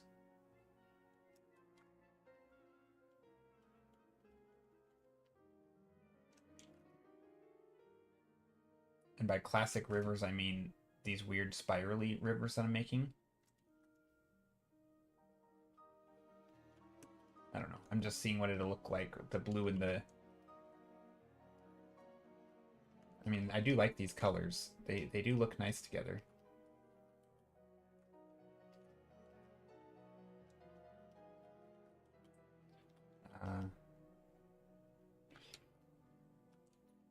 So now I'm trying to think, okay, well, I have these lines, which you could almost think of as like a gesture, and I wonder if there's a way to play with the composition in an interesting way. So maybe I can still use some of these lines here, and like these very fluid, like almost like a fantasy magical river type thing, because I like this glowy, right? It's very bright. And I think it wouldn't, if I wanted this to be like actual water, the water would get very dark in places, it would get very bright in places, right? So what if I treat it as like, I don't know, an actual glowy or something? I don't know. I'm still not quite sure where I'm going with it. But I do like the idea of some distant mountains back here.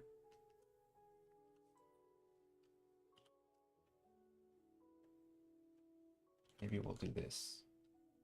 I'm going to add a little bit of atmospheric perspective.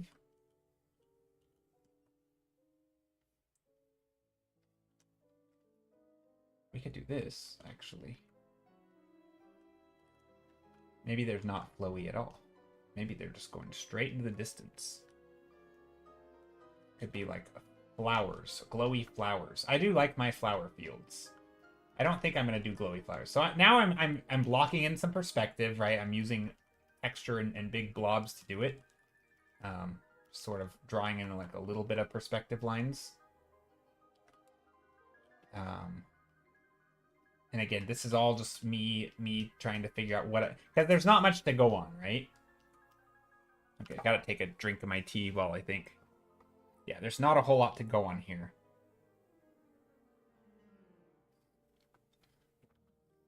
I feel like what would work really nicely with this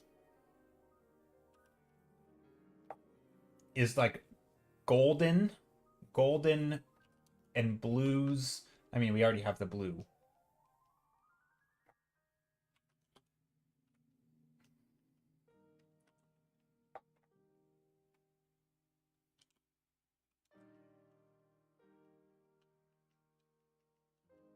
I don't know. My brain is saying blue and yellow, golden, like magic, almost like a metallic. Because like the blue gives me a little bit of metallic feeling, like it's almost like it's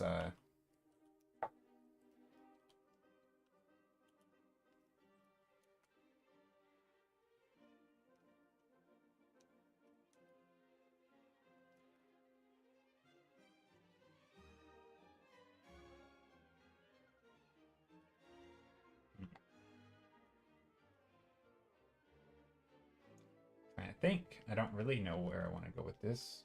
We're looking downward at stuff, right? So maybe I'll just draw some random shapes in here.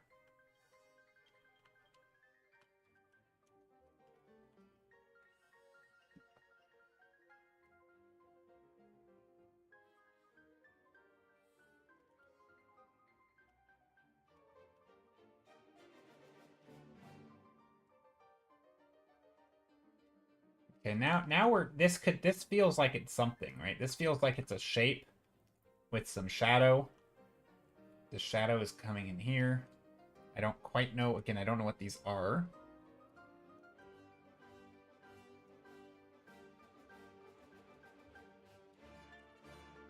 It's like an ice cream sandwich or something. Maybe they're trees.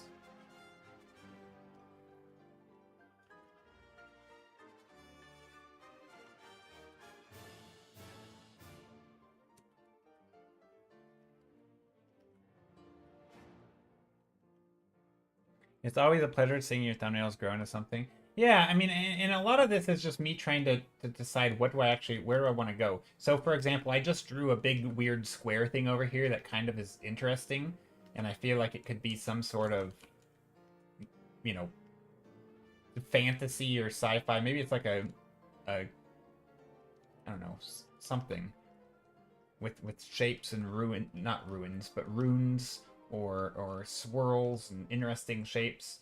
And maybe that same thing is up here, right? Whatever this is also here. So now we have that. All right, this feels like a little bit of a road.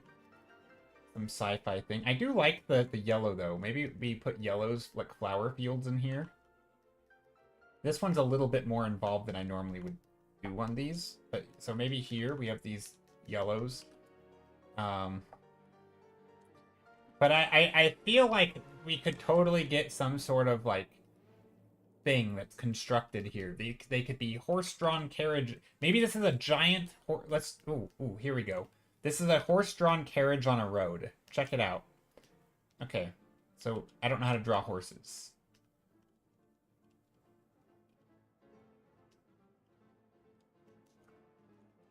Boom. Wheels.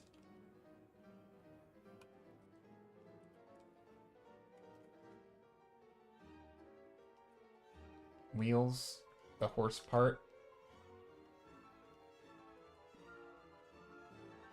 Look at that. Now, anybody who knows how to draw horses can tell me why this horse is so amazing.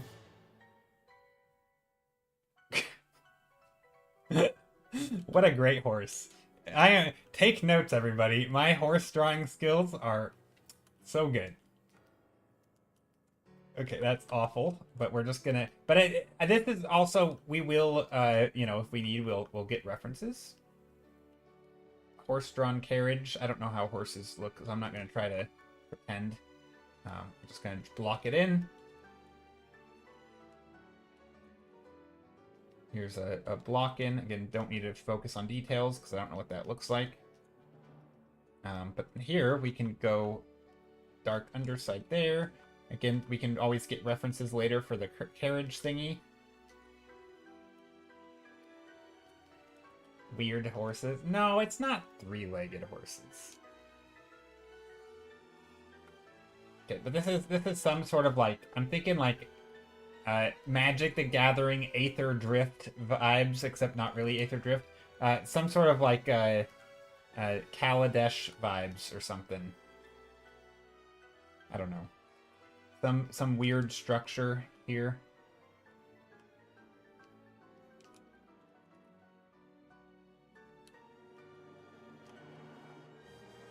I don't know. I'm just sketching. It's the weirdest thing I've ever drawn. And now, maybe there's... Where are they going? They're Yellow Brick Road. Oh, I don't know.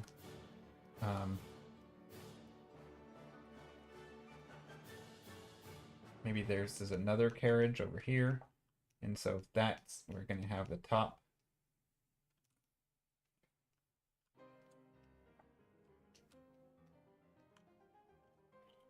here, we're just gonna make some shapes that could be a horse.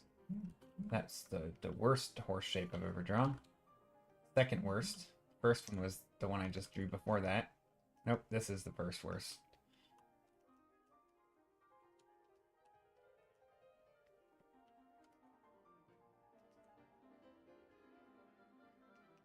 Something like that. Maybe there's some... Maybe they're going to a fancy person's house. And the fancy person lives off in the distance. So there's a big ol'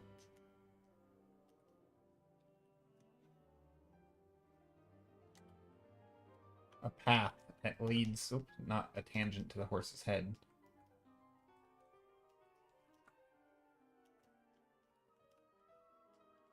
Maybe there's some plants or trees blocking the path. That way we can focus on having a nice shape here. And then maybe there's something back here in the distance. So I'm thinking purely compositionally now.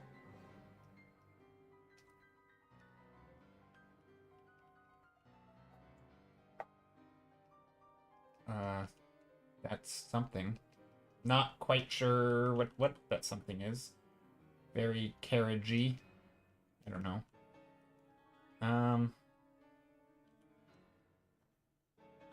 They're going through the valley and there's these fields or something.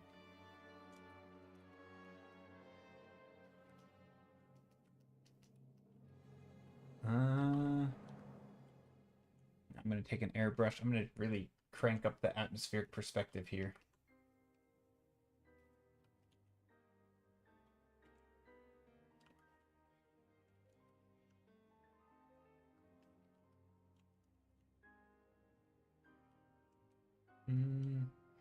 Now I'm just playing, I'm still playing around, right? So here, what if I do like a multiply layer?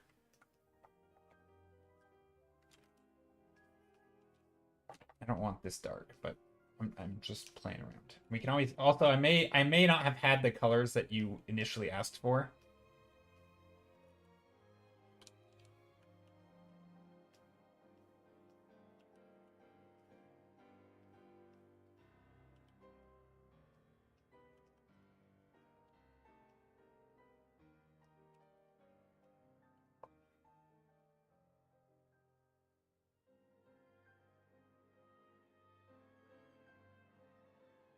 That horse is very like cow caves. I don't know what that means. I don't know what that means. What is that caves? Is that an area in your or Ronald, hi by the way. For those who don't know, Ronald does awesome world building stuff. So yeah, here's okay, so I'm kind of liking this. I think I want a little slice of light though on the horse to show the horse and like maybe they're running into I'm thinking of color dodge, but I'm just trying to figure out how and where to color dodge. So I'm trying to make them slightly appeasing shapes. It's a cave in France that has some sort of first art ever made. Oh, interesting. Are you telling me my art looks like the most beginner art ever in existence? Just kidding. I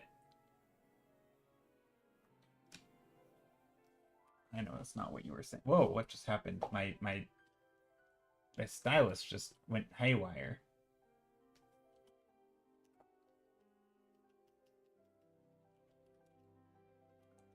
Okay, forgive me for my wacky color choices here because I'm totally changing it.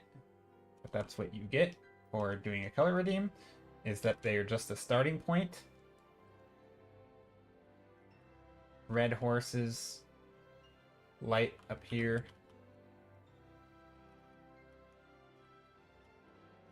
The sun is setting, apparently.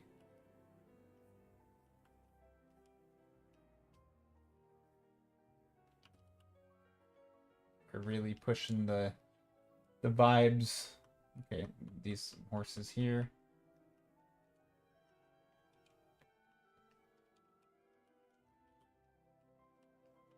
Maybe some red here. I don't know if I like the composition though. So here's an example where I'm just gonna take this because I'm just going to duplicate my whole painting, and I'm just going to move it over here.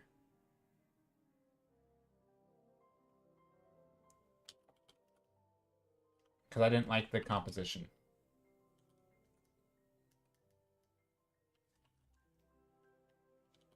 So now we have a bit like a road, right? So that's kind of the stuff that I think about. A lot of it's art stuff, a lot of it's color stuff, a lot of it's compositional, some of it's story. You know, here's a dude with a horse. They're going somewhere fast, I guess. Again, I will draw the horse better if I need. Maybe there's maybe there's multiple horses. Because this one has multiple horses.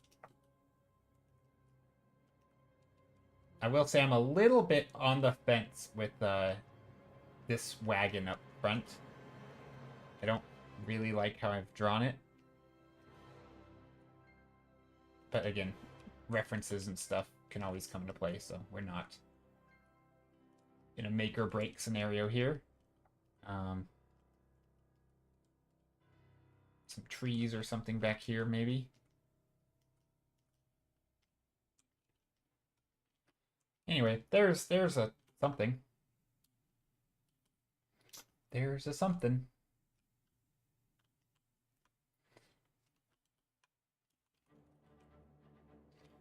This definitely doesn't... This looks like more like a car, not a buggy.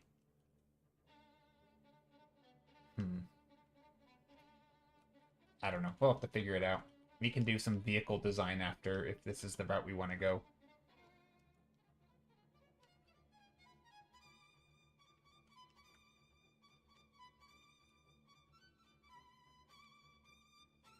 But anyway, there we go. There's a second one. I think we've used the colors in here at least a little bit.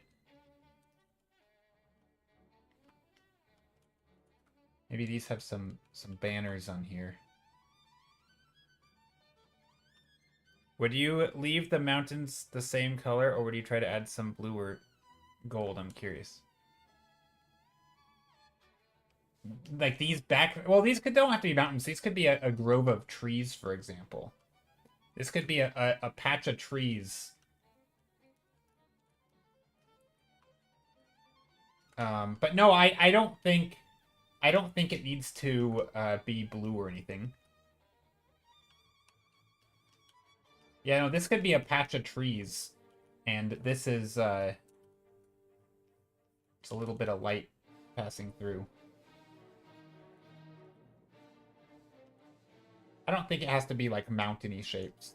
And no, you don't need blue for the sky. You could do any color for the sky and any color for mountains. But I know the reason I started with such a gray sky though is because I knew that the colors were going to be super vibrant. The middle looks a bit like water. It does look a bit like water. It could be water. We could even make it look more like water by reflecting the sky down into it.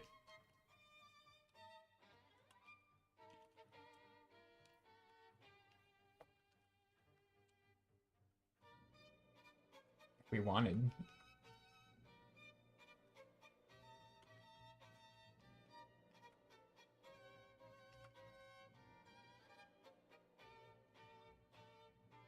Looks a bit shiny. Yeah, it does look a bit shiny. I mean, it only kind of looks like an image or like something if you sort of kind of squint.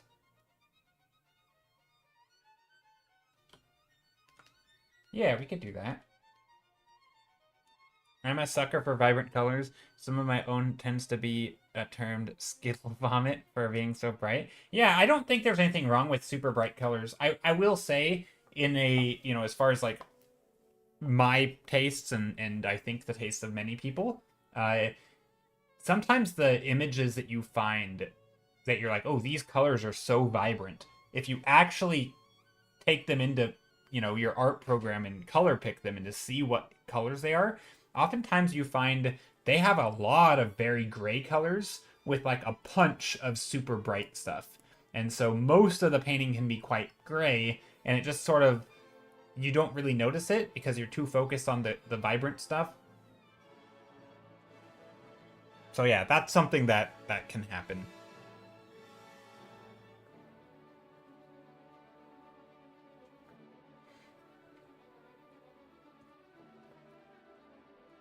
What is wrong with my hair?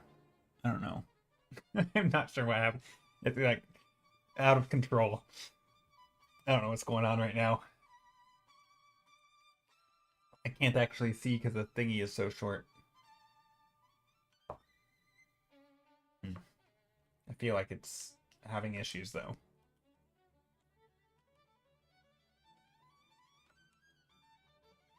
But yeah, I like this. I think there's something nice here. You know, if I zoom out vaguely or zoom in, I mean, it kind of feels like I mean, maybe this whole thing should be darker actually. So here's a thought. It's just purely on composition. We could make this much darker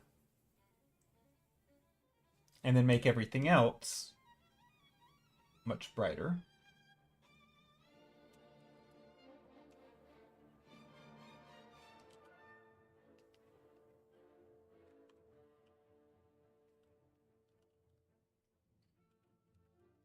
Something like that.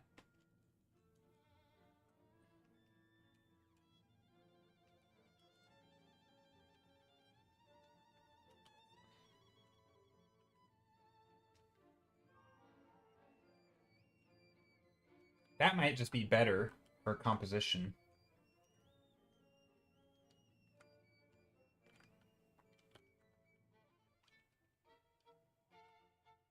You know Joe is serious when he wipes out the lasso tool. Well, no, it's more about just doing quick stuff. I've been using it a lot more lately for quick shapes and big changes.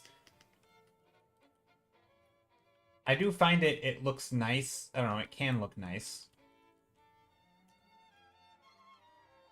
I have no idea how to draw horses pulling a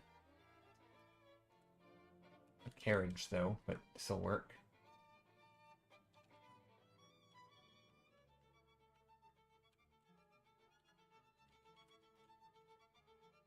But yeah, maybe I get serious. Do I get serious when I pull out the lasso tool? There is it's more it's not so much about seriousness. And I know you were joking, but I'm gonna pretend that you weren't. Because I think there's something interesting to talk about here. It's more about like I'm thinking in terms of composition and movement and things to me that are less. It's not about brushwork, right? It's not about painterliness. It's same with like the clouds up here in the sky, right? I busted out the lasso tool because I'm thinking I wanted a certain amount of movement across the scene, and it's more about the big line. I can always come in and messy up these lines later, but this is like the gesture, right? It's like using a solid line, but it's a gesture with shapes. And so, yeah, I there is something about it that is true there, where it's more that I'm thinking about something different, I think, rather than that I'm serious or not. Like here, for example, I want a clearly defined line behind the horse, behind the thing. I'm basically making a little like an eye line so that I can give it a nice punch all the way through.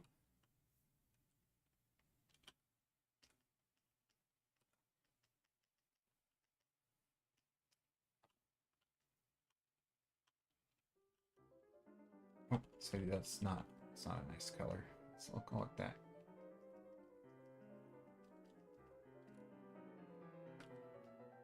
I could even do another color up here. With this yellow. It's also a nice way for me to just check if like colors are working by just putting in a big blob of color.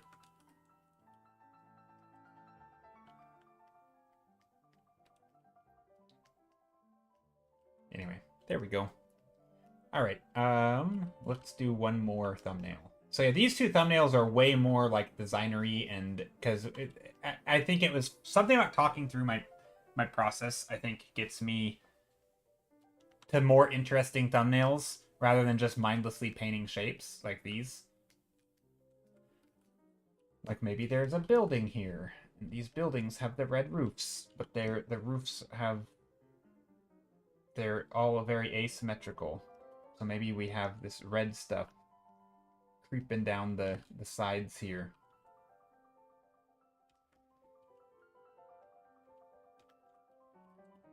And then maybe we have another one over here. A little smaller or bigger. Another one over here. And then some back here.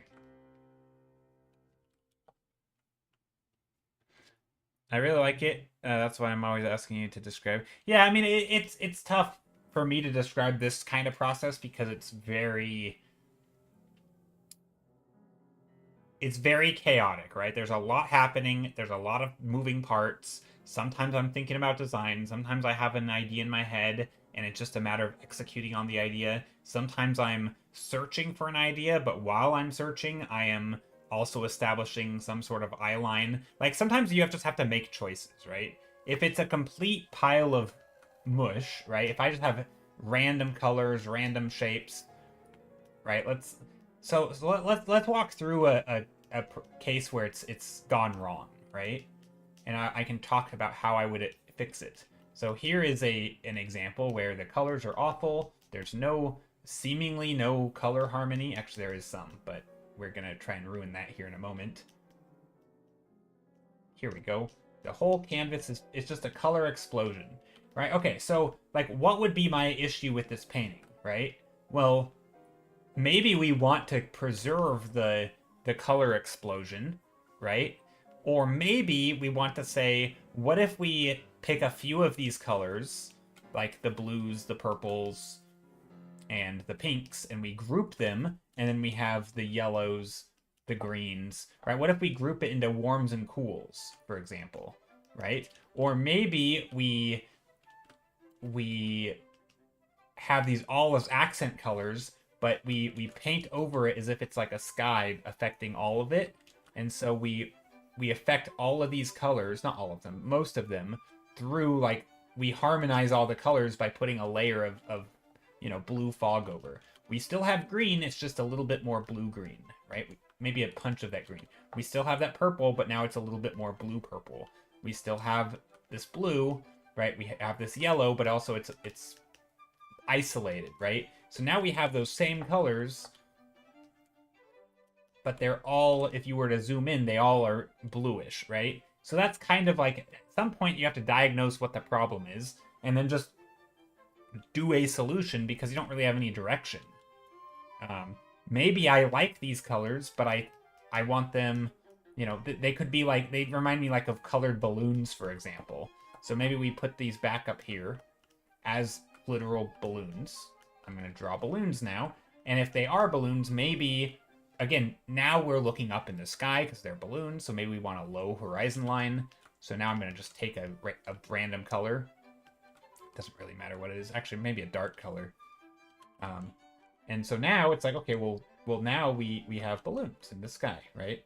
The strands for the balloons hanging down. We have all these colors, different things. I don't really know what balloons look like. But anyway, there we go. Party. Very, very party-ish.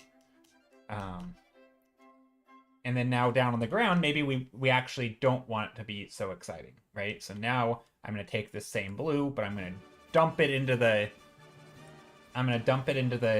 grays down here. So it's darker, it's staying blue, but it's darker and grayer. So now I can push back some of that brightness. Now I'm thinking about composition again, right? All of a sudden, I'm like, all right, well, let's figure out where can we make these party balloons? Where's the focal point, right? Do I want like a character chasing them? Is there a story? Right? And so maybe we want them, that's the focus. And so maybe I'm going to put some darker shapes up here, right? I think any good balloon scene has half the balloons in light, half them in shadow. That's my personal professional opinion.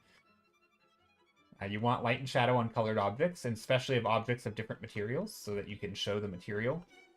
So maybe all of these are in shadow, and these are in light. And so I'm just kind of making pleasing composition here with like that in the focal point. Or I'm trying to make a pleasing composition. And already our colors are looking so much better because I've harmonized them with a blue. I've I balanced out the saturation a little bit by adding in that dark gray and that blue gray. Some of these greens are still pretty wild and stuff, but that's fine. And so there now we have a scene, and I could even come in here if I wanted and push some of that saturation a little bit more. Maybe I go towards like the highlights, like the whites, and I want to put little bits of things in here to make balloons. You really digging it? Yeah, and I think, like, okay, so maybe we want a story. Maybe there's like, I don't know. I'm not good at story. Story's hard. Maybe there's a festival of people. I'm trying to think, maybe there's a bunch of people over here with balloons.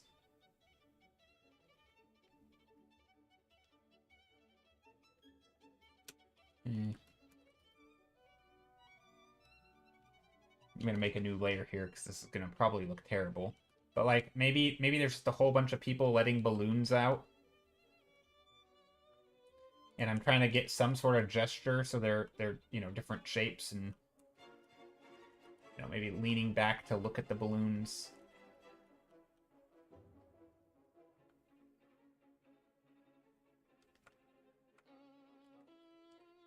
Maybe they're all letting their balloons go. Right, goodbye, balloons. This person's waving to his balloons. Sad balloon story. Hello, Cold Case of Creativity. How's it going? And so, yeah, and maybe we want some... Again, I do like the focus on the balloons in here. But maybe this is like, what's in the background? I don't know. It could be trees. They could be... I mean, like, what's happening? Why are these people here letting balloons go? Is it a festival? Is it a ceremony of, like... seeing someone off in their memories. Maybe it's a ceremony where you write a memory that you had with a person who died or something, or maybe they're still alive, right? But you write a memory on the balloon and then you let the balloon go, and maybe there's like a of the balloon demon. No, but like maybe it's some sort of ceremony where you release balloons with some sort of something written on them. In sort of like, maybe it's a celebration of a person, going off to find their dream or something, like going off to college but if that's the case, maybe there's like, where do you do this, right? Like maybe it's at the end of a pier, or maybe they're on the water, or maybe they're not in the water. Maybe it's maybe they all just drive out to some location. So maybe you have a car over here,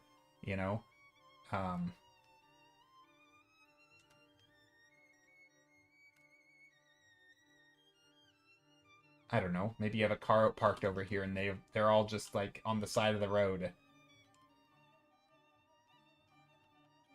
All these people show up to do balloon release. Ooh, it's a party. Yeah, it's a balloon party or a celebration or some sort of ceremony where they release balloons. But yeah, so something like that, right? I don't really know where we're going with it, but it could be kind of fun.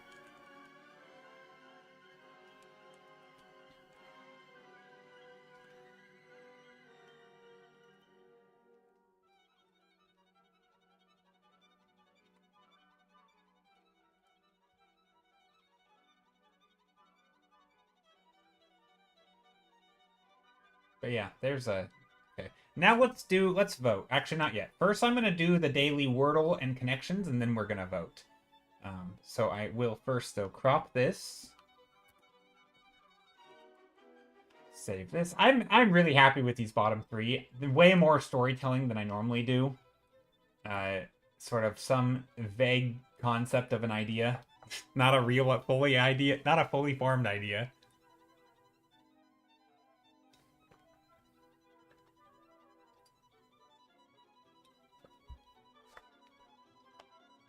They are pretty much bangers. Thanks, Rona.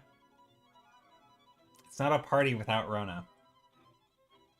Agreed. I feel like I've never said that sentence before. Well, that's the first time for everything. They're pretty much bangers. Each and every one of them. Totally. The colors in the state they're in is already neat. Thanks. Yeah. This one might be a little overworked for the colors and the shapes aren't that clear. It's a little muddy, but I like it. Okay, let's do real quick. You guys can help me solve my daily word puzzles.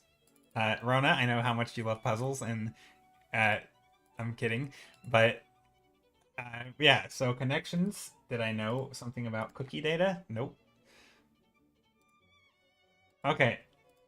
Word puzzles for today. If you guys haven't done this, feel free to mute the stream real quick. It shouldn't take me too long. I don't. The millennial is coming out. Since when? That reminded me of Kesha's "The Party Don't Start Till I Walk In."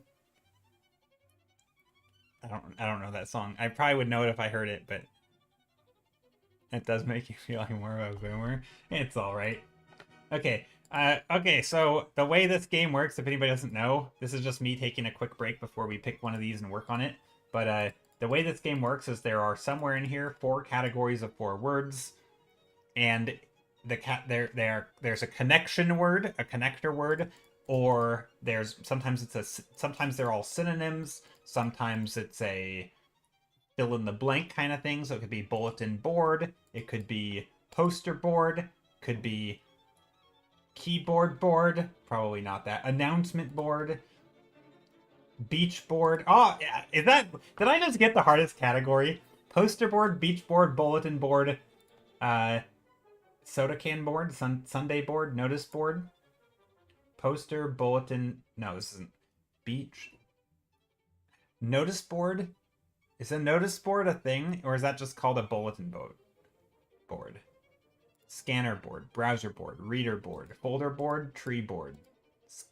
Trees have boards. You can make boards out of trees. Keyboard board, conveyor belt board. What do you guys think? Notice board? Beach board, bulletin board, poster board, notice board. I like that. We're gonna put that in the corner. That's not the corner. Come on. Get in the corner. There we go. That's corner. Okay. So let's see. We got soda can. Soda can art. There's cylinders. Scales. Scale is something you weigh. Register. Cash register. Scale. I feel like cash register. Cash. Let's see. You guys can help guess, by the way.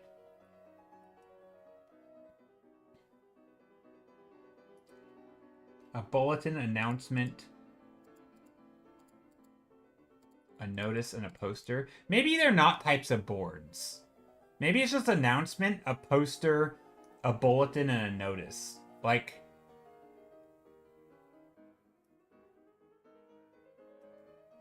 I feel like it's gotta be beach. Oh, I guess it's not called a beach board. That's a surfboard. Announcement, bulletin, poster, notice. Yeah, okay. That's probably what it is. Browser, reader. Ooh, is that like a... I don't really know what the game is, but I saw you play it last time. Yeah, so the way it works is I basically am trying to get... I mean, we could just guess straight away. Bulletin, notice, poster, announcement. So we could just try to guess. So, like, for example, that's printed notifications. Scanner, reader...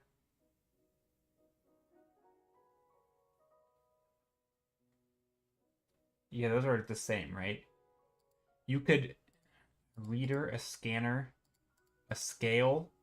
Oh, these are checkout service things and conveyor belt. These are like in the grocery store. You've got a scale, you've got a scanner, a reader. Is that a thing though? Not really. You do have a keyboard. A reader?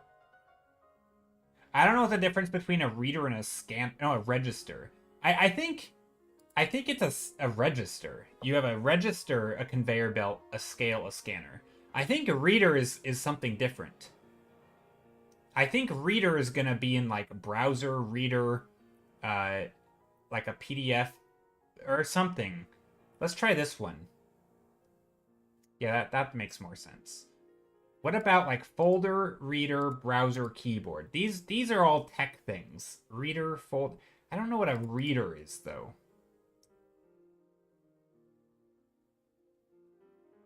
These are all clearly tech related, right? Browser, key. So what is okay? So what is Sunday, beach, tree, soda can? What? So okay. So I'm pretty sure this is a thing. Tech stuff. No, it's not. Oh, we tree. Wait. Uh-oh, it wasn't this. Okay, so it's not tech stuff. What about like a tree, a folder, like an information, a browser? So like, what about like, well, I'm thinking like I don't actually know. Beach bum, beach, party. Rona, you know about the beach, uh, beach. I don't know. You can type on keyboards. Beaches, you can't type. Beaches have sand. Do folders have sand? Soda cans have sand. Beach. There's a word or association with this that also associates with some of the others. I said you know about beaches. Beach is one of our words, and I need help. Um, so I'm thinking. So we have folder, tree, or browser, reader, and keyboard. These are one of these is not right, and I don't know which one. But of the white ones here, the beach, the soda can, the tree, and Sunday, these are three of these are correct. They go together, and one of them doesn't. So like beach, something, tree, Sunday. Sunday best. Beach best. That's not a thing. Sunday service. Beach service? Is a beach service a thing?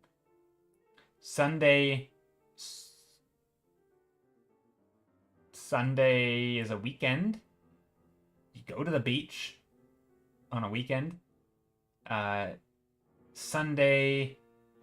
What else are there like phrases or gosh, what are these associated with?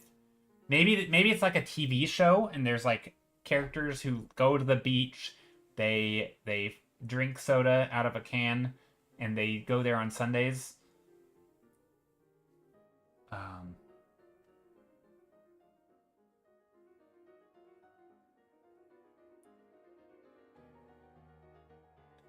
what about words without the er? So like fold, browse, read.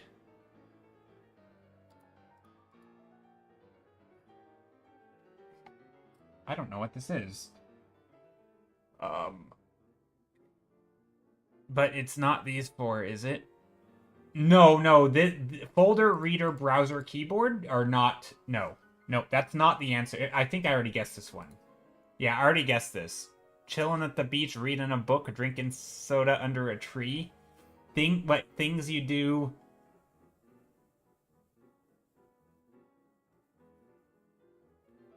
Yeah, there's one. This is one off. I don't know what one is wrong though.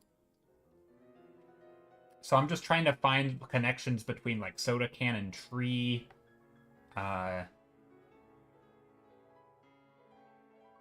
or Sunday and tree, or Sunday and beach, or folder and reader. Folder reader sound like I mean, the folder reader browser sounds like they go together, but I maybe not. Um,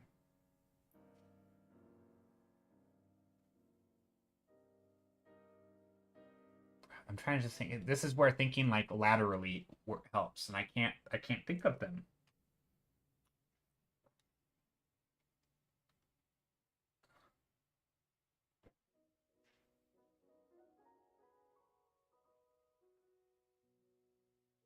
Browser.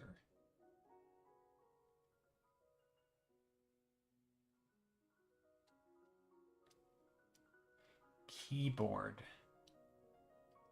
Things you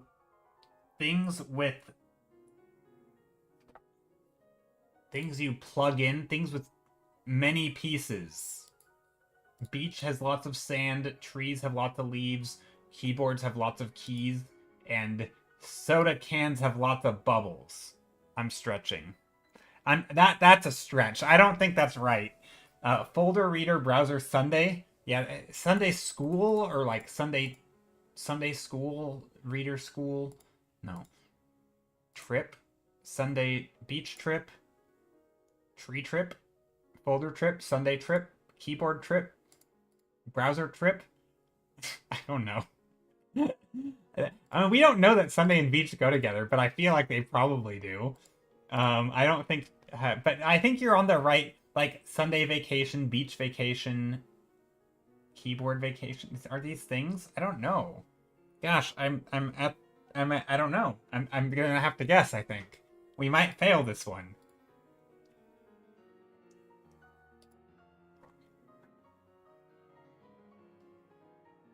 And what's the like a tree of life, beach of life, Sunday of life? No. It could be like minus a letter or add a letter. It's gonna be something really stupid, I know it. Reader. Reader, folder, browser feel like they've got to be together, right? But then what's the other? Yeah, Sunday, I don't know. Reader is something you would bring to a vacation too? A reader? I don't think we call them readers though, right? Like, what do you mean a reader? Like something to read?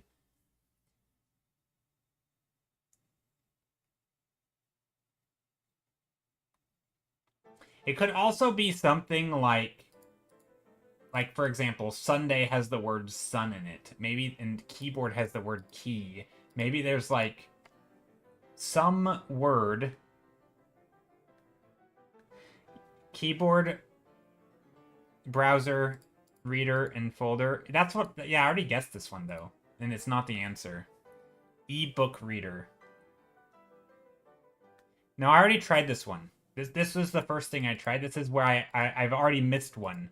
And I only have 3 guesses remaining, because you start out with 4 guesses. E-reader, e-keyboard, e-folder, e-beach.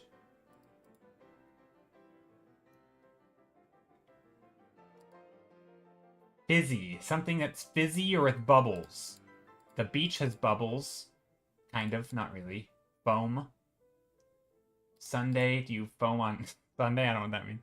Some folder, browse. Sun, soda, folder, browse. What's the connection there? Sun, soda, fold, browse.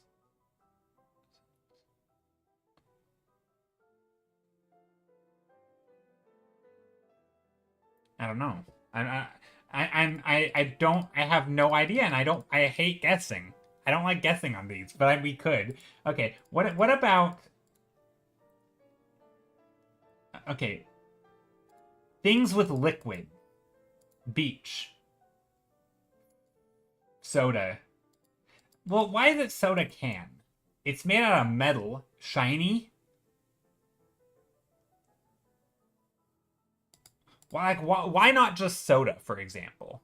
In what context would soda not work, but soda can would? Soda can is metal. It's cylindrical.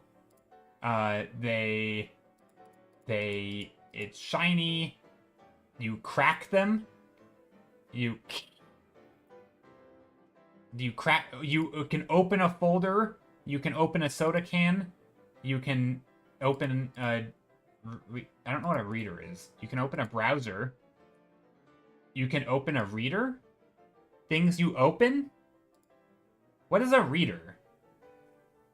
It could be things you can... Open a browser, open a folder, open a soda can, open a keyboard, open a beach, open a tree. What is a reader? Do you open a reader? Let's try it. It's one away. Hold on, hold on, hold on. So this was one away. And this is one away. So now I'm just as confused. I don't know. These were the only ones that were similar, so maybe it's not soda can. You open a tree? It's soda can, I think. I just tried this one as well. So this one and this one are both one away. Which doesn't tell us much because it could have flip-flopped, right? So like it could have been these three and this one was wrong in both times. Or it could have been these are right and one of these are objectively wrong. So it could be like this, for example. Keyboard. I don't know what a reader is, though. Keyboard, soda can. You plug it in, you crack it open. Things that clickety-clack. Things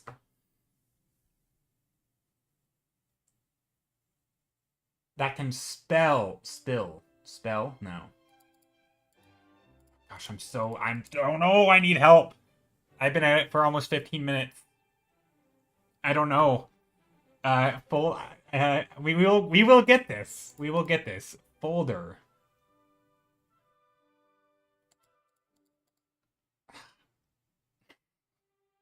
Oh gosh.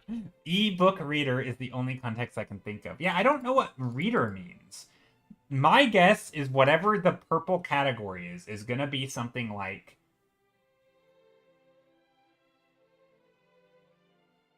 mispronounced words like redder and it.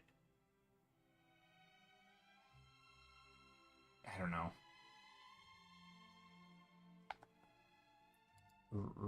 Reader, folder, tree. I feel like folder, things you store stuff in. You store stuff in folders. You store stuff in. Do you store favorites? Favorite. You have a favorite beach. You have a favorite browser. Maybe they're like customizable things. No, soda is a container, right? You put things in it, or it has something in it. The beach isn't a container, but it does have liquid in it. That's not the category though. Beach has lots of sand. Scientific literature, yeah, I don't know. Soda can. It's cylindrical. It's shiny. It's metal. It has a tab. Readers have tabs, folders have tabs, and browsers. Things with tabs. Oh my god, that's stupid. That's it. It's things with tabs. Reader. I don't know what a reader is. No, keyboards have a tab too. Crap. I don't know what a reader is. Okay, folder. This is it. This has to be it. Things with tab. So there's a tab key. There's a tab on the soda. Browsers have tabs. Folders have tabs. Right? It's it. That was it. Okay, things with tabs. So stupid. So what is this then? Beach reader, tree, Sunday.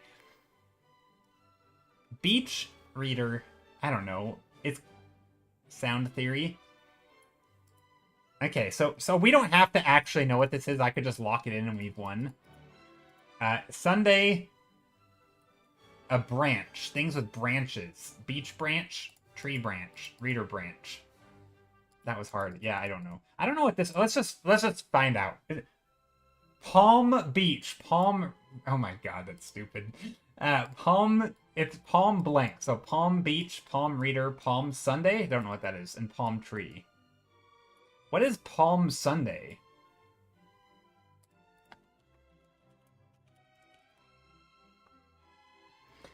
Palm Sunday. Commemoration of the Triumphal entry of Jesus into Jerusalem. Never heard of that in my life. Never heard of that. What is it? According to AI, Palm Sunday is a Christian celebration that occurs on Sunday before Easter. I've never heard of that in my life. Okay. Well, anyway, we got it. Good job, team. I never would have gotten Palm Sunday. Maybe Palm Tree and Palm Beach or Palm Reader. I don't know. All of those. That's loose. I don't think that's a. That was not a. I don't know. Maybe I'm just. I think I just didn't know what half these were. I don't know what a. I guess Palm Reader is a thing.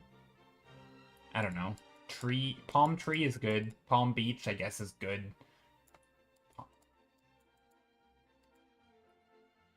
What year is this? Yeah, no, Palm Reader's okay. Palm Sunday is the only one I didn't know. I guess it was gettable.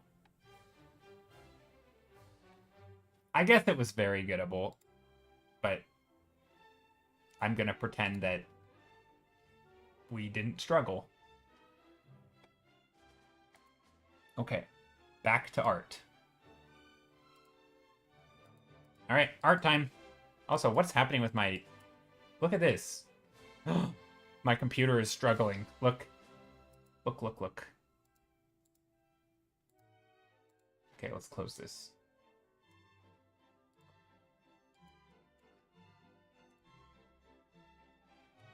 Okay, we are gonna do a straw poll. We haven't done a straw poll in a couple of days. In a hot minute. We have 6 of them. 1, 2, 3, 4, 5, 6. And while we do that, I'm going to be right back. I will create a poll.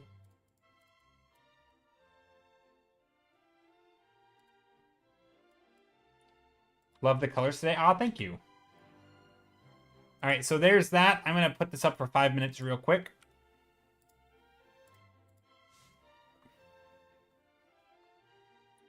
Well, nope, that's not... I didn't... That was... Hold on. I didn't do that right. Ignore me. Unpin... Sorry. That's not... I'm stupid. I didn't do this correctly. I'm sorry. Okay, vote. There's 6 options. I didn't hit create. I copied it before I hit create. That one should work. There, now it's pinned to chat. Let's double check this one works.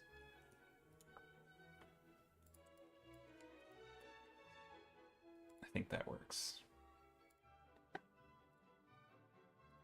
Yeah, that works. Okay, I'm gonna vote for like number 6, maybe. Nah, 4, 5, and 6. I don't know.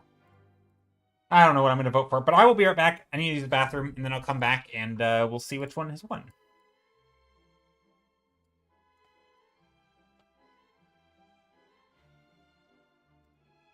I think currently number 6, 4, and 5 are... Okay, they're all winning. 4, 5, and 6 are all equally tied, but that's good. But yeah, I don't know quite what I'm going to do with those. It'll be fun to see. So, I'll be right back. Back in a jiff.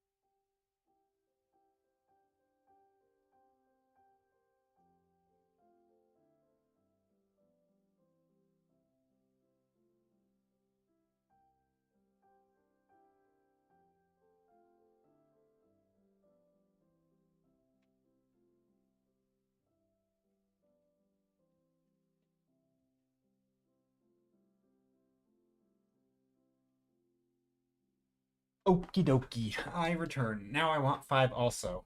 5 could be fun. Also, did I say hello, Pangolin, earlier? Hope you're doing well. I just sat on something. What did I sit on? There's nothing there. I'm confused. I thought I sat on something. Maybe it was my headphones? I don't know. Okay. Well, I'm not gonna look. Okay. Let's see. What do we have a winner yet? We have 6 is winning currently. It's the balloon party. The balloony party is winning.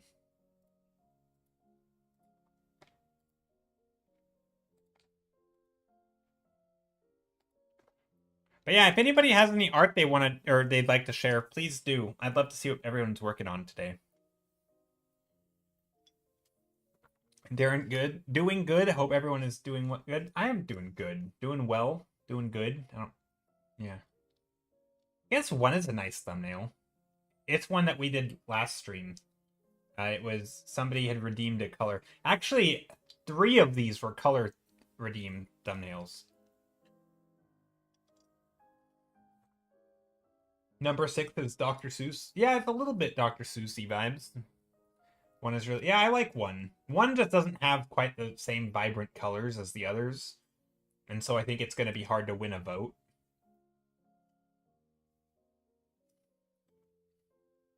But yeah, I think overall, it's not bad. You want to see some pattern I designed for fabric? Ooh, I'd love to. I'd love to see that. Also, I'd love to know your experiences doing like patterns and stuff, because I know that's like a whole obviously people do it, you know, as a hobby as well, but it's also like a whole industry, people doing textile patterns and licensing their patterns to people. Like that's like a whole thing. There are people who make a living doing designing patterns for stuff. I don't know anything about it. I watched like a tutorial or 2 before on making repeating patterns when you loop the thing around. So like I know a little bit of how to make repeating patterns, but I don't know. Yeah, I don't know anything about that, which is kind of I don't know. Yeah, I'd love to see some pattern stuff. I don't remember how to do the pattern. All I remember is you take like the edge of one thing and there's some like crisscrossy thing that you can do. Not just mirror it, right? Because that's not, but somehow like a thing where you take an edge and you align it in a certain way and you can make it so it's not blocky looking, and it's very it flows smoothly. And anyway, I don't know how people do it. I don't remember. But yeah, I'd love to see people's patterns. Okay, so we have the results are in. Number 6 is the winner. No, it's not. Number 6 and 5 are tied. Just kidding. 5 and 6 tie off. That's not a word. It's pretty easy to make seamless patterns, but I just kind of started making patterns, but it's fun. Yeah, I've seen a couple different ways to make seamless patterns, and some of them feel more like you can tell where it starts to repeat, but there's ways of doing it that I've seen people do it really well. I don't know. I'm sure there's different ways, and it's I don't think it's probably that complicated, but as somebody who doesn't know how to do it, I'm pretty sure it would take me a bit to figure it out.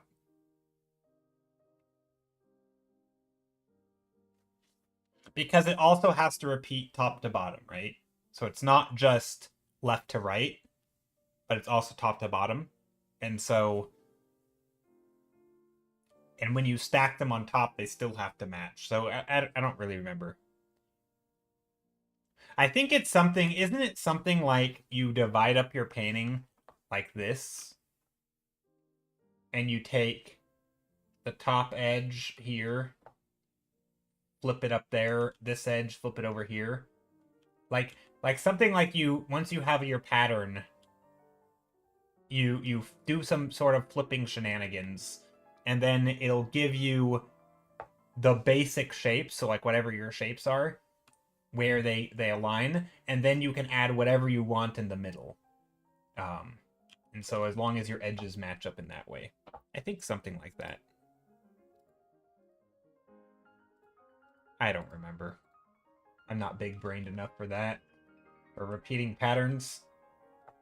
Okay, it's currently a tie. I think, yeah, we'll do a quick tie break.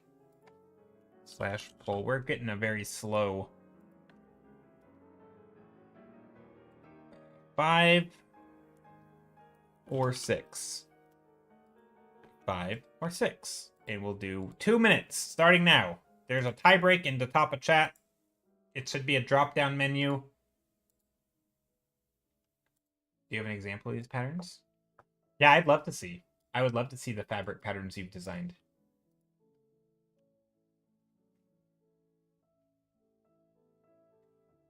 Do I have an example of these patterns? Of just like repeating patterns? I mean, no. I mean, you could Google them. I don't, but I don't think you were asking me, right?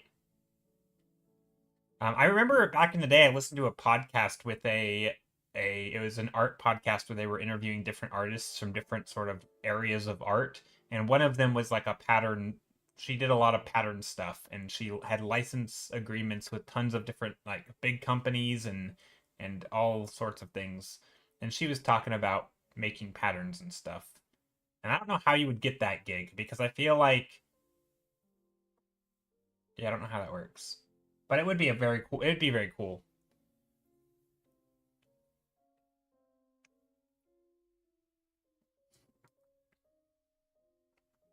It seems like one of those jobs where there's a lot of trust with the artist, so a lot of it's reputation based from my understanding.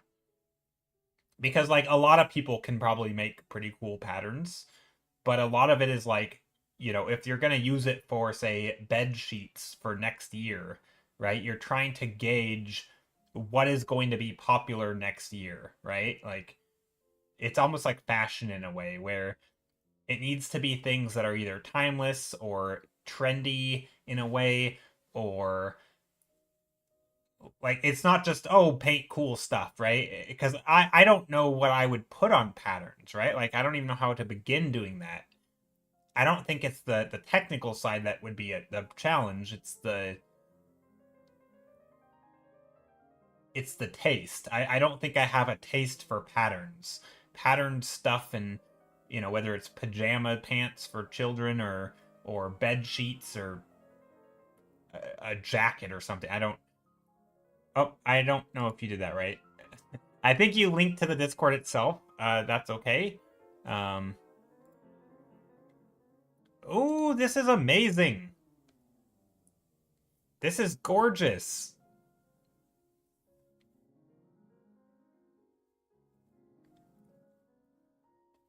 Look at that.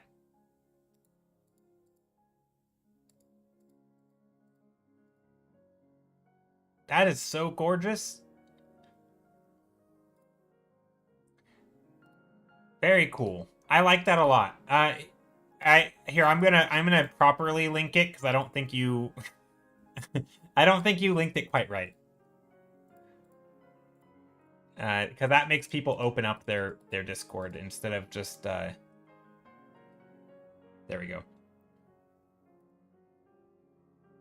I think I did the right one. Yeah, that should open it in browser if you click it.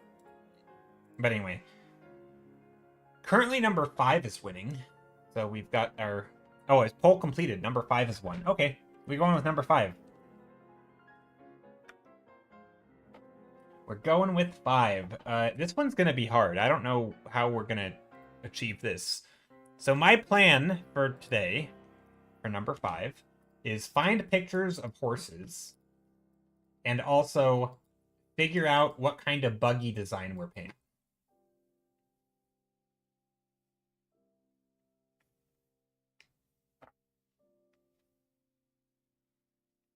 That's my two-step plan to art. Step 1, paint horses. Step 2, paint a buggy.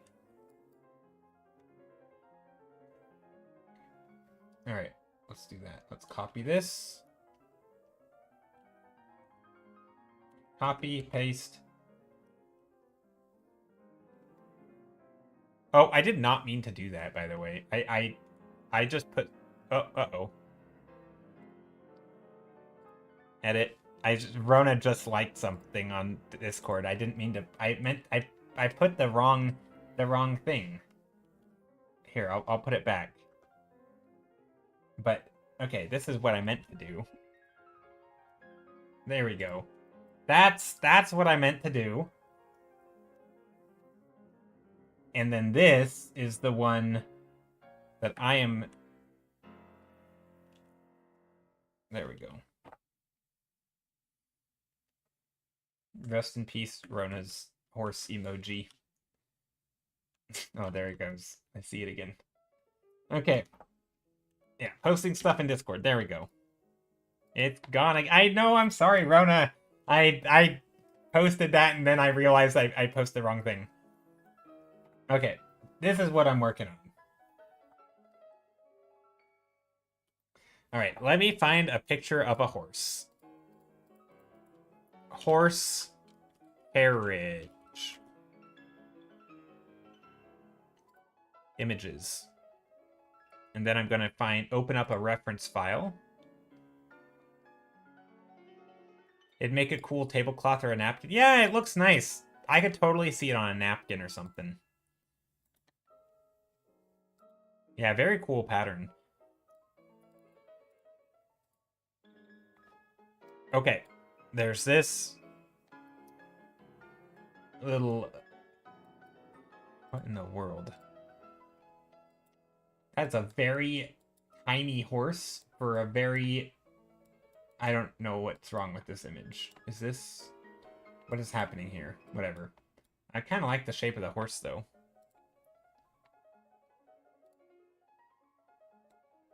Here's some people with horses. These horses aren't... Oh, here's horses trotting down the street. Look at these. Look at them fancy horses. That's actually a good reference right there. We could totally use that. And then we got some, like, Cinderella-style looking horse. Look at this. It's like the carriage that turned into a pumpkin or something. This is very, very fancy. This is, like, full-on gold-plated. This is, like, royalty. I don't know. Okay, that's some very royal carriage. I mean, there's a lot of fancy carriages. Look at this stuff. Look at these fancy things. Cinderella carriage, yeah.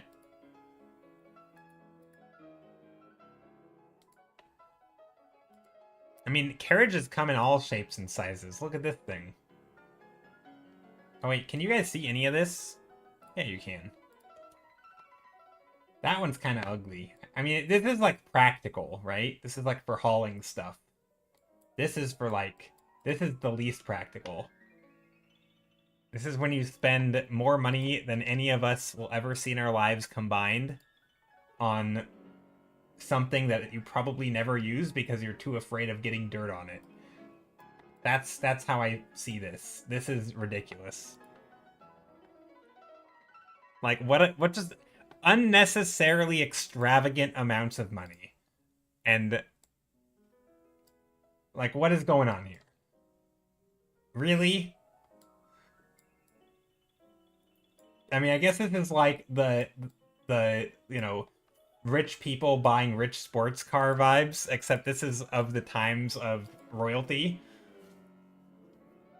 Just like unnecessary were the limousines of the... I feel like the painting on it, yeah, they have paintings on this. It's ridiculous.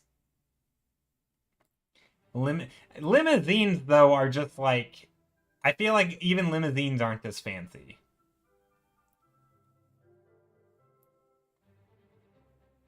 This is on another level.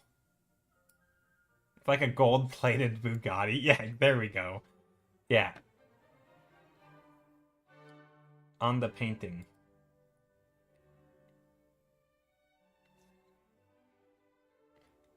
Like stick your own car, but paint it. Yeah, it's just, it's so extravagant. Like, you've got tons of little cherub thingies and hats with feathers and whatever this is.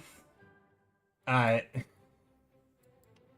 people with horns for some reason. Like, what is happening? There's so many. There's like random faces and more people, and I don't know what's going on. That's a lot. I don't like it.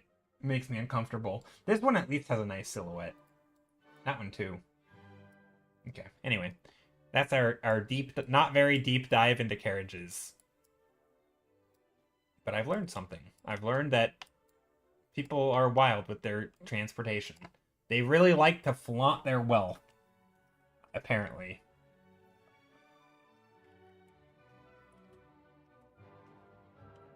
Could probably buy groceries for a month with one of those gold angel heads. I think you could. I assume you're making a joke about high prices of food. I'm pretty sure you could buy a heck of a lot more than for a month. But yeah, I don't actually know.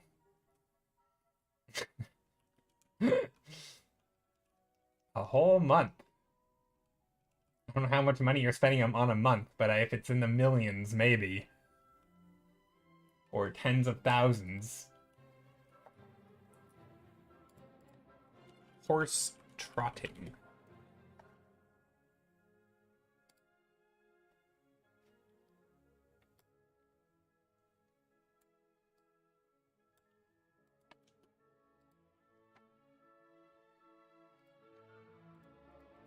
That's like at least 5 packs of ramen and 12 eggs. Yeah, there we go. At least, yeah, maybe 12 eggs. Egg prices are pretty ridiculous, aren't they? I don't want to get into the economics of the United States at the moment, but my goodness. Oof.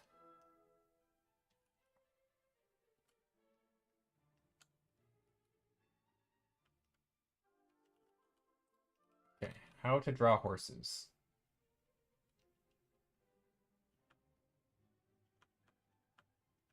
A horse going like that, and then like this. I'm just trying to get the silhouette of the horse right. That's what I'm trying to do right now.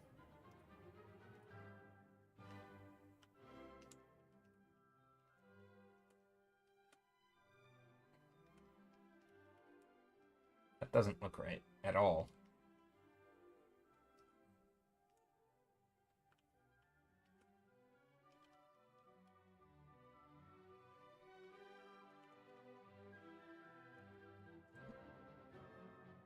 We need to do more of like Casey Snow's art gym and get good at drawing animals. Because she's good at drawing animals. Me, not so much.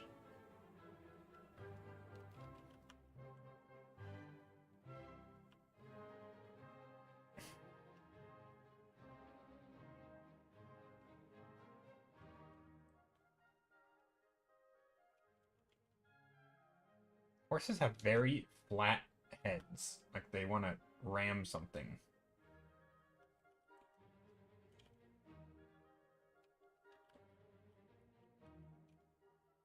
And then they have a little bit of a shoulder blade here. And then they have that part of the foot. I guess that's just their foot, isn't it? I don't know, that's almost not bad.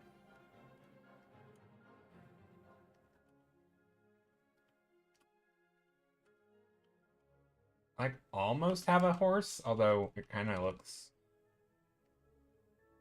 funky. I mean, it's certainly better than it was. And then we need like all of the bridal stuff around it. I gotta go to class. See ya! Looking forward to the next stream in the detailed phase. Thanks. Or the detailed painting. Well, I don't know how detailed the painting will be. You know what? Let's do something here. Let's go like this. And I realize this is going to mess up all the stuff I've done.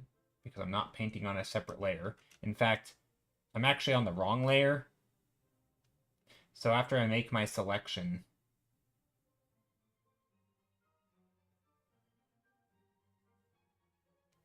I'm going to do something. Okay, so now I'm going to make a new layer, and I'm actually going to take the blue from this car, and I'm just going to paint the whole horse that color of blue. Or maybe I'll do it a little bit more carefully, but I want the horse to be a white horse, I feel like. Do you know where the next stream is gonna be, or do you make a wait, what do you, hold on, let me. Do you know where the next stream might be, or do I have to make an offering to the Twitch gods? I stream here on Twitch 3 days a week. Monday or Saturday. So next stream will be Saturday. Yeah, so Monday, Thursdays, and Saturdays. So today's Thursday. Next stream will be Saturday. Same time. So whatever time it is now, I started streaming 2 hours and 45 minutes ago. So I will stream at the same time then. Does that make sense? So you should be able to just like look at your clock and go back 2 hours 45 minutes, and that's the time I'll start next time.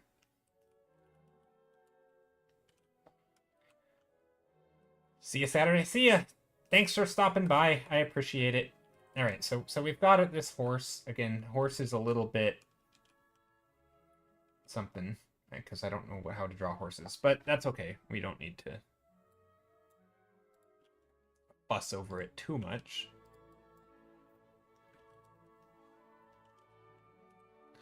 I'm more curious how to draw all the other stuff. Like the bridle thingy that goes around the horse. The thingy that goes over here. Also, like, what am I doing?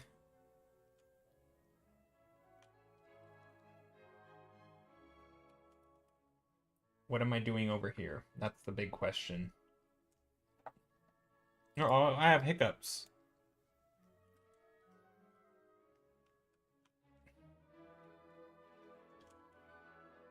Also, I feel like we need a couple horses back here, right? Yeah, we need a couple horses. I'm really tempted to make a stupid horse pun, like quit horsing around, but there's nothing that's not relevant right now. It's not even a horse pun. That's something. I don't know. Anyway, I'm resisting. What is happening though? Okay, so we've got some horses, some white horses.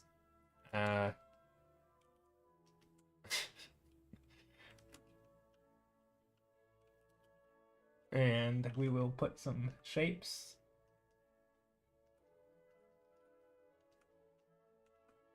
Horse shapes.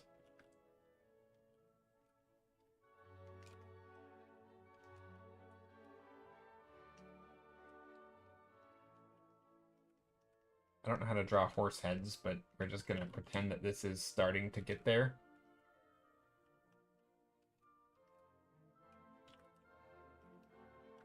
Okay, and then the horse back here can be a little bit... I mean, technically it should be shorter, right? No, we'll make it taller just so that we can see it. I don't know if that's gonna be ruining perspective, but...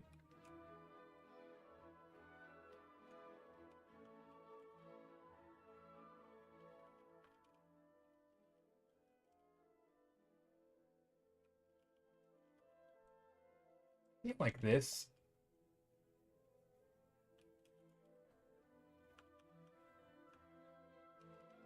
I'm trying to get the ankle, the horse hoof thingy.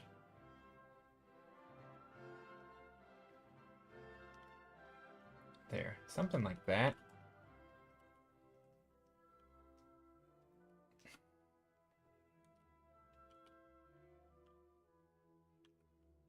And then over here we have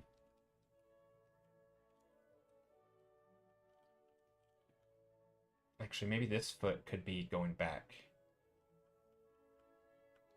Maybe that's what we'll do. And then this one back here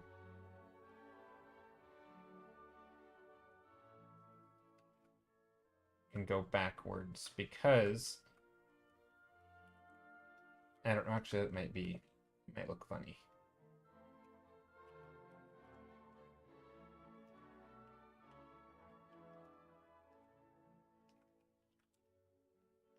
I think that's almost looking okay.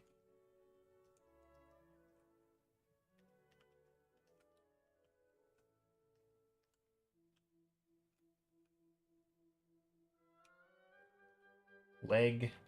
Oh gosh. Leg is going up. And back. And forward. And then it has a little hoof.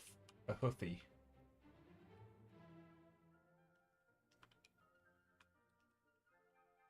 Something like that. I don't know. Again, does it kind of look okay? Maybe? Maybe sorta? Okay. More than anything, though, I think I just want to keep on sketching and make it loose. Okay, now this is like some weird giant buggy thing. A hoofy. A hoofy. A little hoof. A horse hoof. Okay, this, then we need some sort of people, probably, sitting up here. Looks pretty, I love the blue light. Yeah, that was just me trying to make them look like they're in shadow. Or, look like they're white horses in shadow.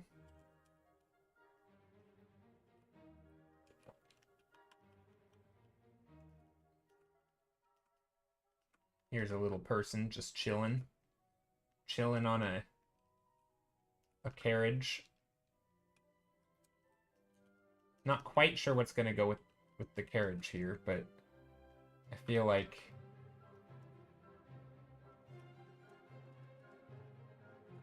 we can kind of just do our own design and make it kind of wonky.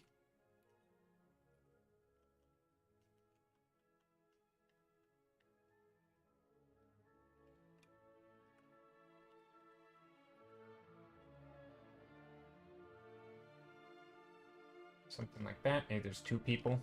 Double-decker carriage.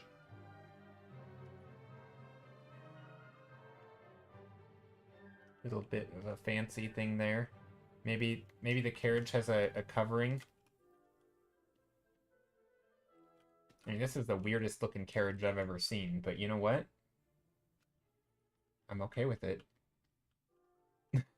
This looks like some strange, like, I don't know. Oh, hold on. We've gotta do a new shape here. This is not a very pleasing carriage shape. Kind of look like a teapot.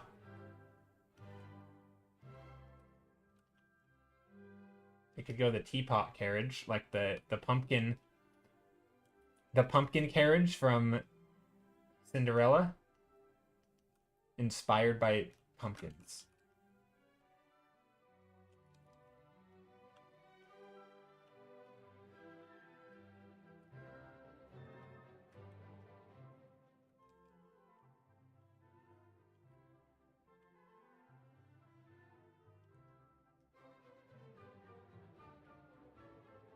And then maybe here we have some more of that. Now I'm trying to duplicate this. I don't know. Maybe something like that. Little characters here representing the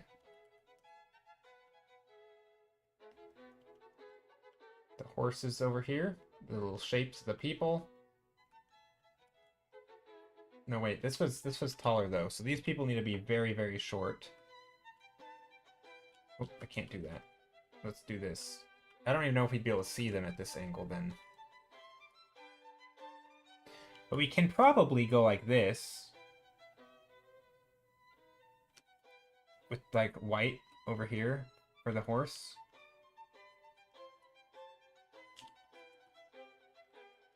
Something like that. Pretty little blobs. It's not bad. And Rona, you said it's pretty. You love the blue light. Thanks. Yeah, I like it. I think it's not bad. It's working.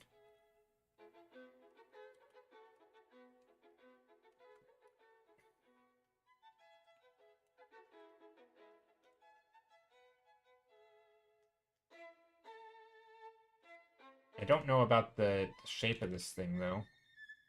I think more... Also, don't care... Oh, some carriages do have 4 wheels. Okay. Yeah, this one's gonna be a 4-wheeled carriage.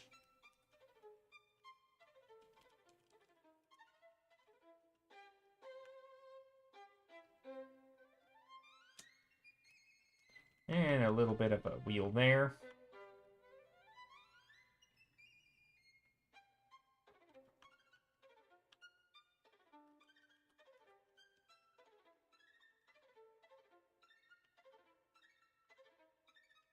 And a little bit of lighting on here. We can probably do the same over there. Do I just copy and paste the wheel? Is that a weird thing to do? Is that... I don't know. I know wheels shouldn't just be copy and pasted, but like this thing is pretty much just a profile view, you know?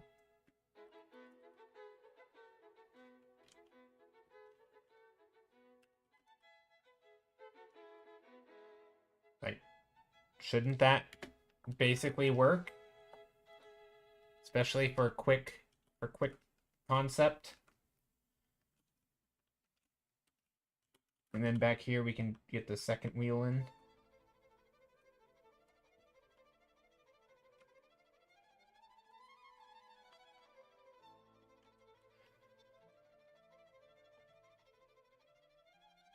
I feel like the angle and tilt of this carriage is kind of funky, though.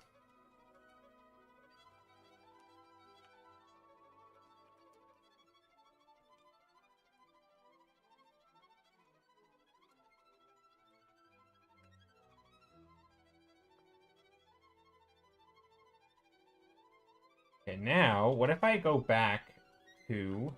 I want to say back to basics, but no, not back to basics.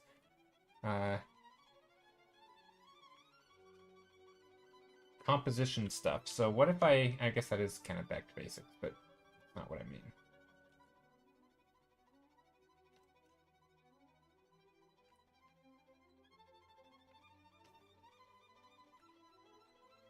So like this. What if I do this? And then get rid of that foreground carriage. Could I somehow...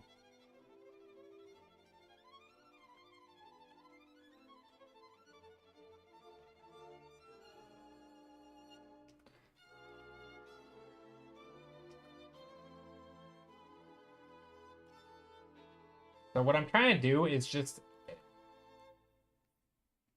make shapes here in such a way that it sells the idea of the depth of this painting.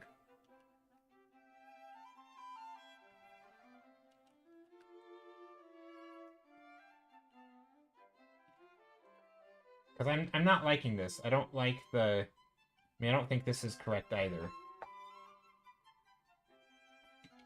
But for example, maybe the back of the carriage here.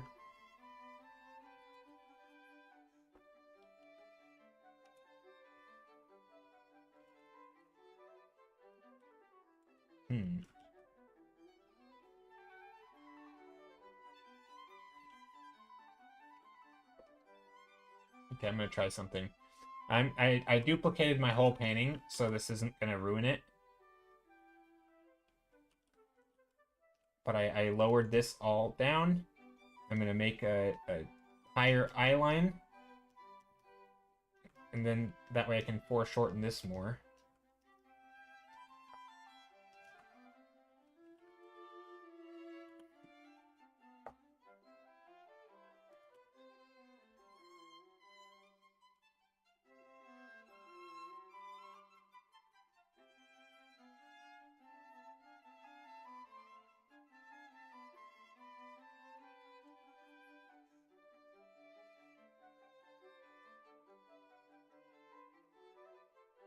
Maybe a little bits of light in here.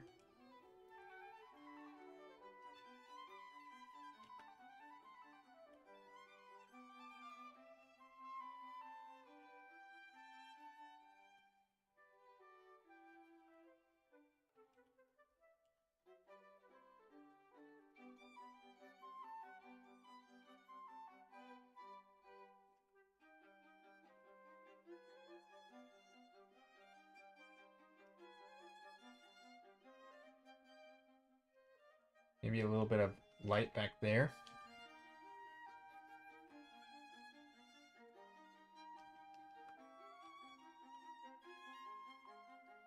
I'm trying to offset the focal point. So like maybe this is the lake. Maybe this whole thing is over here. I don't actually know. I'm trying to play around with this a little bit.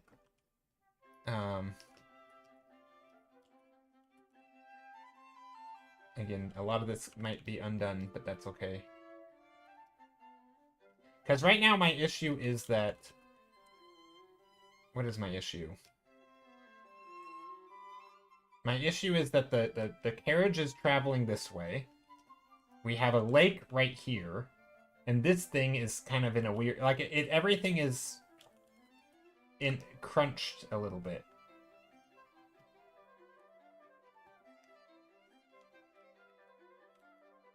And also perspective. This carriage is in a weird spot.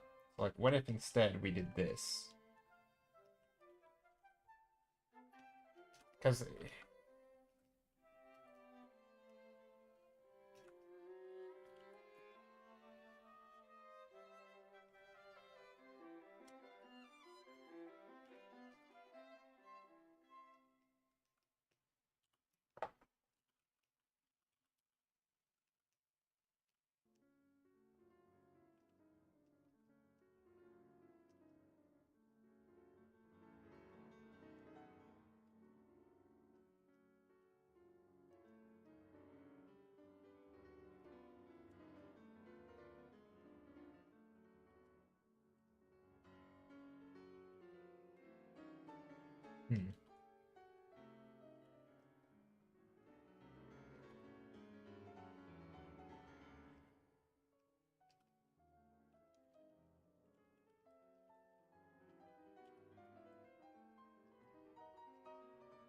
Maybe something like that.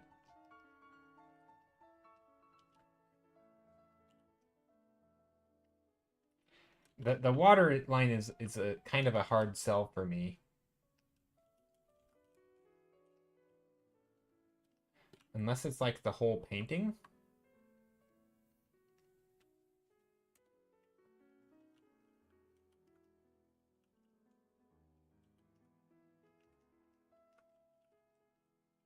Like that, maybe? Maybe we just don't have that foreground element. We just put the wheat.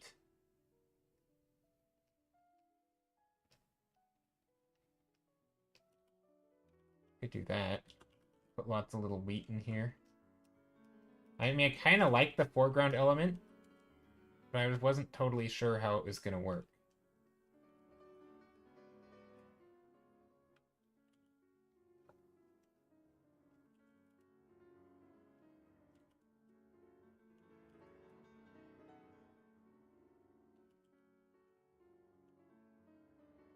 Something like that's not bad.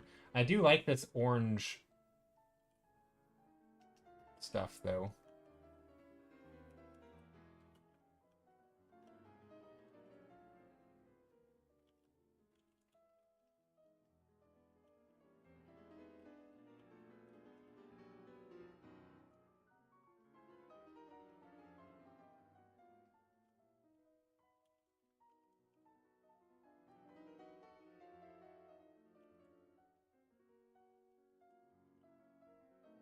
This is a tough one.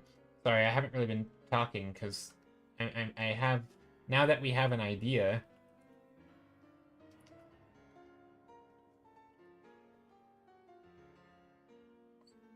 Yeah, now that we have an idea, it's more about executing the idea and doing it in a way that emphasizes what our... what the direction we want to go. I'm not liking it. I'm really struggling with this. This is where we were. Which isn't terrible. I backtracked here.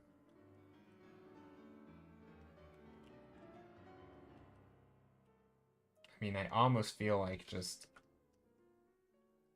Going like that. Sort of the perspective is a little smashed, and maybe, yeah, maybe that's what we do. I don't like just lowering the eyeline like this, but I will say, I think for this image, it lets us play with some stuff a little better. It lets us play with depth. It lets us play with, because everything's more foreshortened, so we can, if I put some shapes back here, it's I don't know.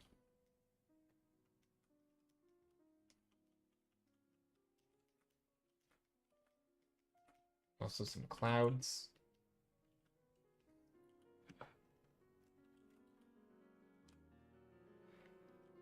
Do a little bit of filigree type stuff where we draw little shapes and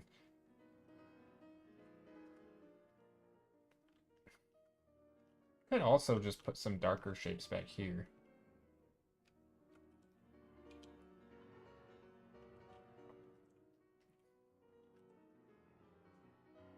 Okay, so now I'm thinking we will definitely go hard on the foreground values. Again, I'm not a huge fan of the lake thing. The little bit of water is a bit much.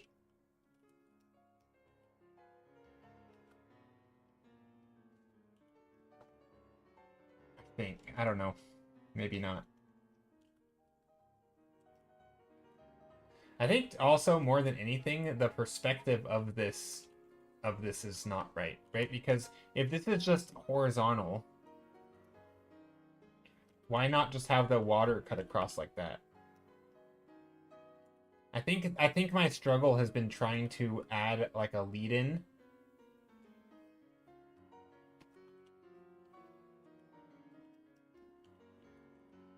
And that's just not what this image needs, or yeah.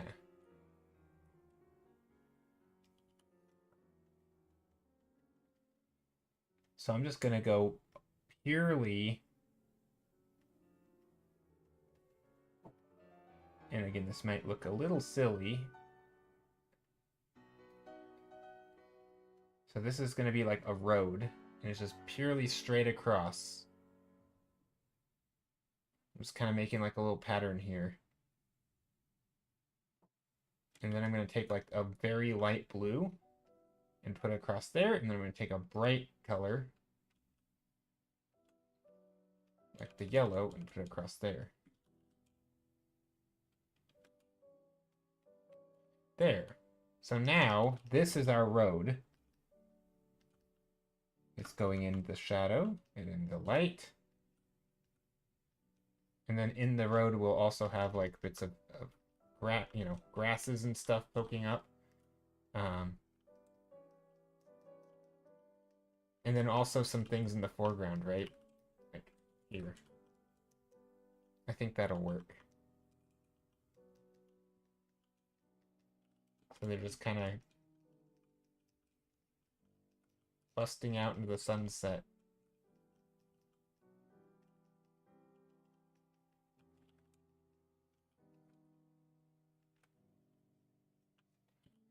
Yeah, this painting's a little different for me because I don't typically do this sort of a cross view painting that much. Right? Like this is very, it's almost like we're looking out and we're just seeing them go across. Right? I typically like a lot of perspective leading in. This is not that. And I think it's okay. This is probably better for certain illustrative stuff, right? Like if this was for a game or something, or just a card perhaps, right? I think this would read better rather than trying to have a bunch of motion and movement when it doesn't need to.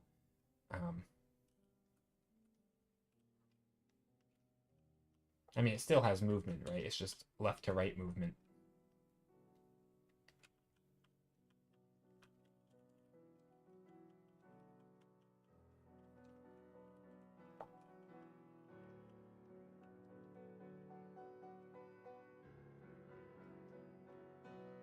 course, we can put some movement in here. Okay. Maybe this is a beetle wagon. I don't know. Kind of looks like a I meant like a literal beetle, because it kind of gave me like carapace. There's like a carapace type vibe going on with like these little intersecting things. I don't know.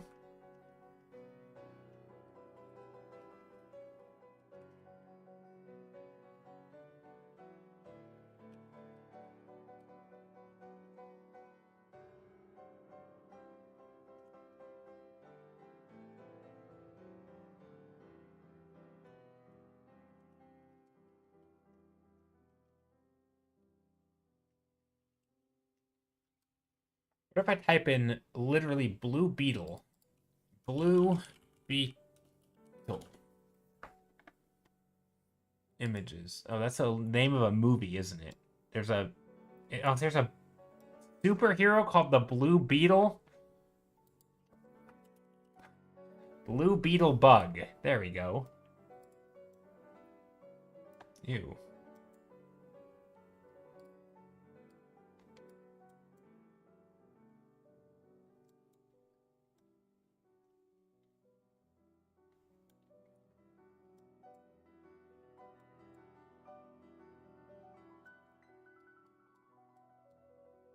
Not sure how I feel about that.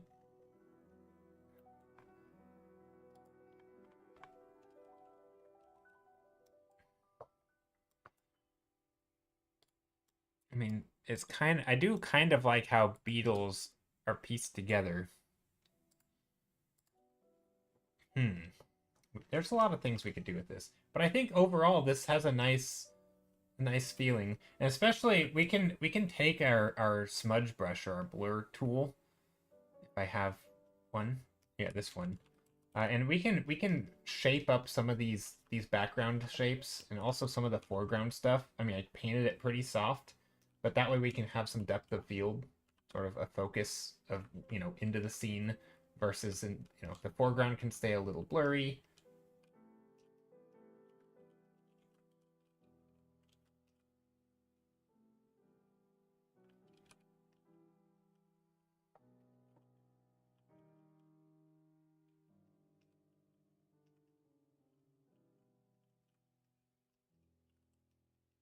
Just trying to get a nice solid read. I think for this though, if this is a beetle car,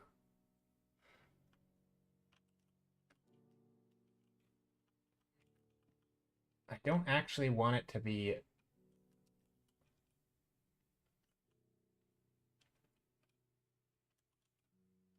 What do I not want it to be? I don't want it to be too detailed. I just want there to be. It's kind of a more of an exercise in perspective in some ways. So like beetles oftentimes have these like connecting parts, and I have a reference here for a beetle. I know beetles are not super pleasant, but just how these like layers. I mean, again, this these little layers like right here sort of overlap. I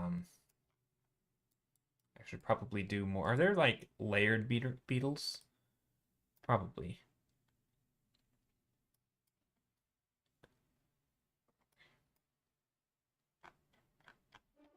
Beetles with layers. Layered beetle carapace.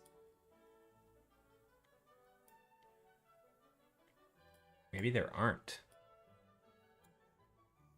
If anyone knows their beetle anatomy or insect, maybe lobsters, more what I'm thinking. Lobster shell. Lobsters have kind of the layers, right? Yeah, lobsters have layers. A lobster car. Is that weird? We could have a lobster.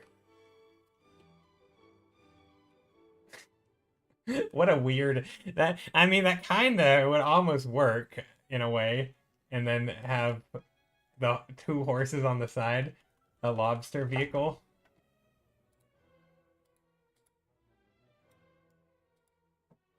Hmm.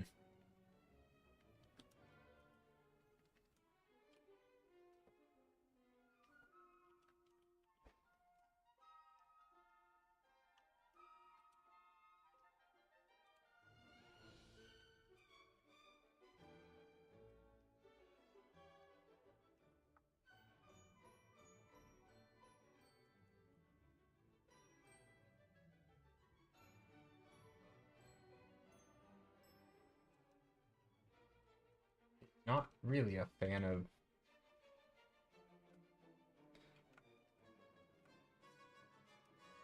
this horse yet. This horse could have some fancies on top of it, some like feathers and ooh, maybe it's like a unicorn or a jackalope. No, that's not the right word.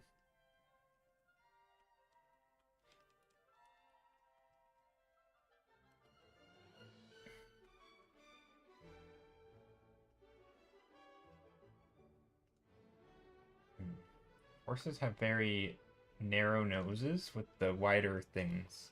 And they get a little wider at the top here.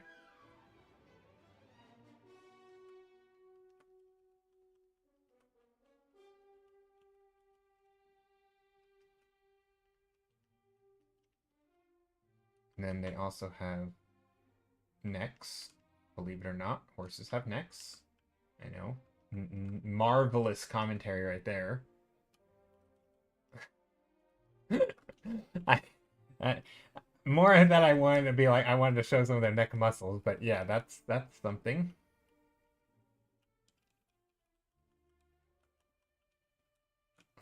Horses have necks.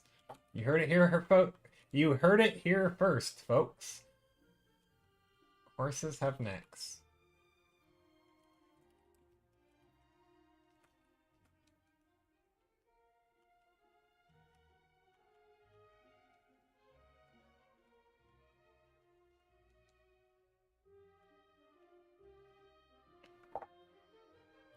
Best commentary.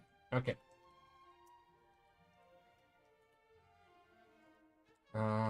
What else? What about this? We have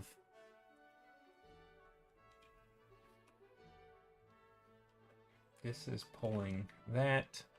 This is pulling that. We have something like this. We have something around the horse.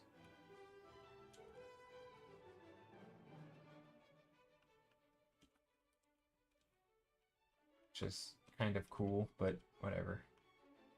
Cruel is the name of the game for horse carriages, I feel like. They're not exactly the best ways of transport.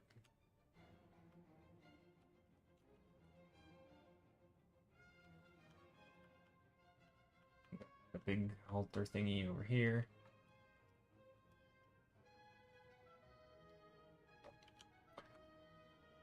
Okay. Maybe they're unicorns. Is that worse? Is that worse or better in terms of animal? I feel like it's worse. I don't know. We don't want to be cruel to our animals. We're just trying to, I don't know, paint them in such a way that it, yeah.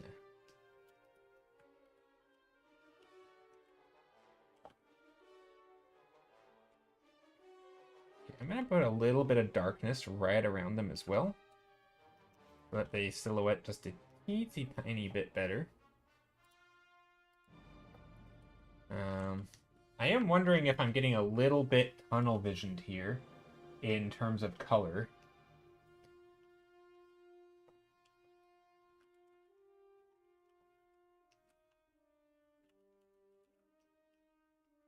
Like, how bright should I go back here?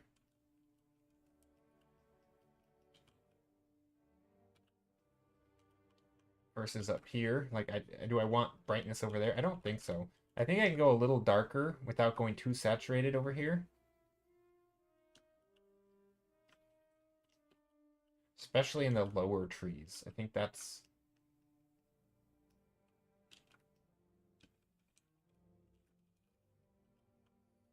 And then probably pretty red in here. Okay, let's try that.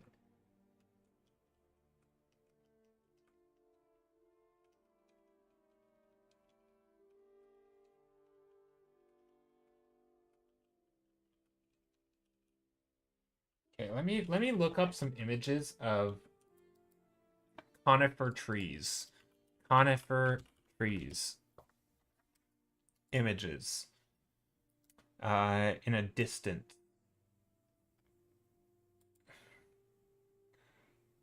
Nope, that's not the word I'm looking for. Not conifer.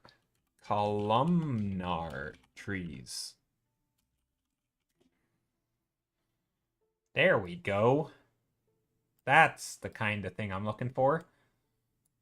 Trees in like this. It doesn't have to be this kind of tree, but basically, I'm trying to find the forms of these trees so that when I look at them at a distance, like sometimes you can see through the trees like this, and they're kind of like there's air gaps, but other times they're really thick and you can't see through them. So I'm kind of trying to find some images.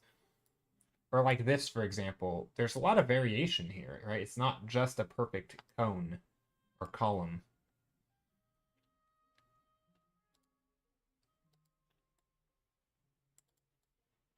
Even, I mean, this is not columnar, but this is kind of what I'm going for, actually, in a way. Color-wise, there's some little interesting bits of color back here that I kind of like. I wonder if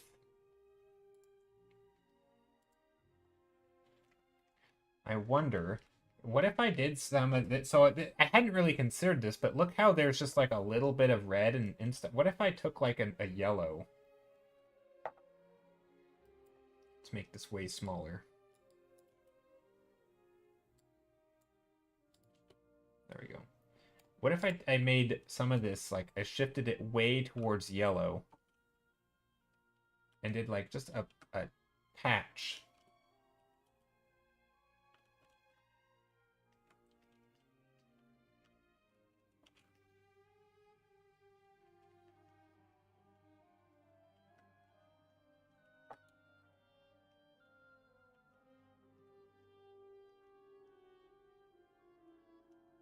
I don't know if that would look good. Probably not. That's probably distracting.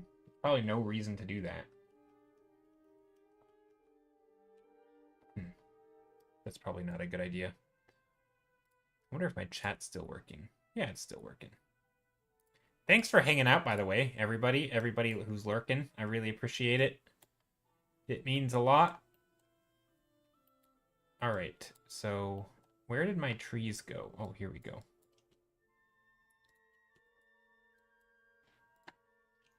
So in here, I don't know exactly how thick I want these trees, but I think I want a little bit of variation. Some of them can be more solid shapes. Some of them can be... they can have like edges, and then other times they're going to have the hard edges.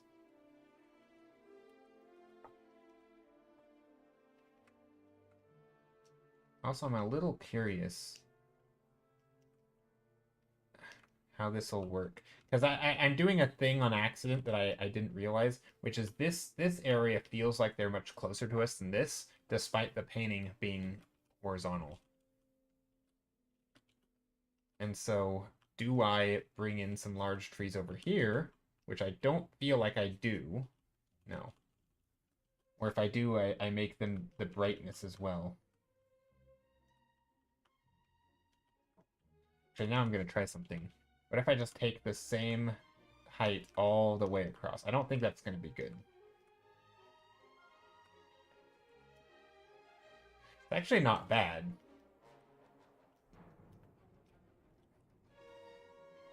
I kind of like it, actually. That was unexpected. It definitely... I think it fixes the perspective when I do that.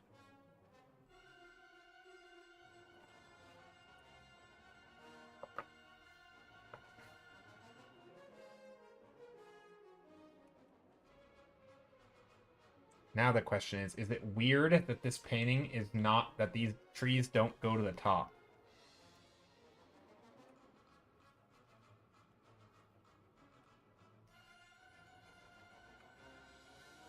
Is that weird? Is that better or worse? I mean... I don't know. So, that is so much... that is how I feel half the time when I'm painting. Is this better or worse? And then I have literally no idea, and I have to, like, conspiracy theory what's the we talked about this last stream where like you you're looking, you don't actually know, but you're looking for a reason to believe something in anything, where it's like it's not, you're not letting the evidence guide you. You're, it's like a motive, is it motivated reasoning? Is that the term I'm looking for? I'm I'm trying to find a motivated reasoning to convince myself that one of these is better than the other. Literally, it doesn't even matter. Maybe they're both terrible, but I'm just trying to find something. I'm grasping here. I'm like, if I can make any justification, I can be like, okay, well, that's something to start with. Maybe it's not motivated reasoning. I don't know what the right term is. But anyway, that's kind of what I'm doing now.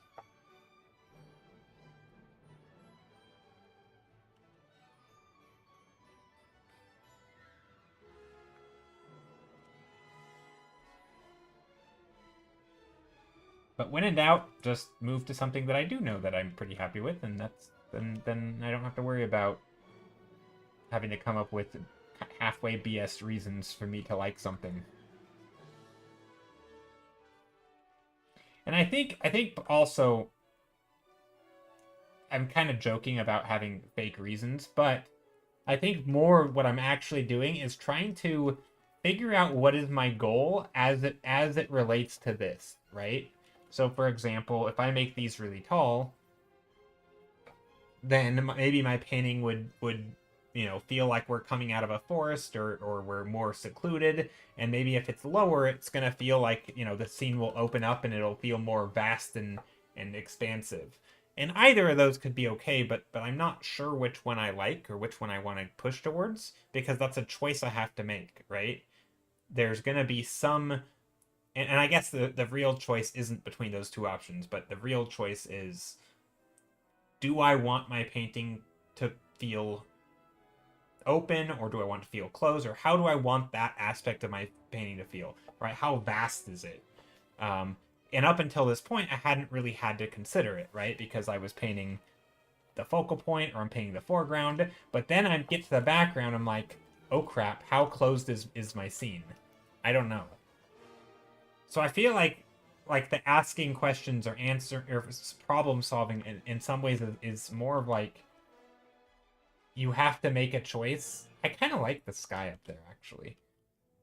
It adds an interesting thing to the composition.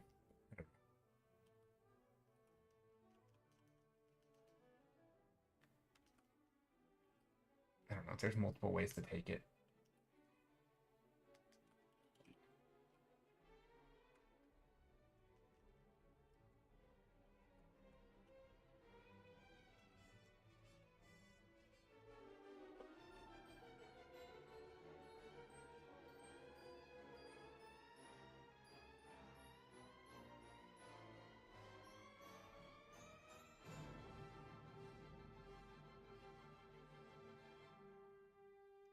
What if we put like a building over here? Nope. Nope, nope, nope.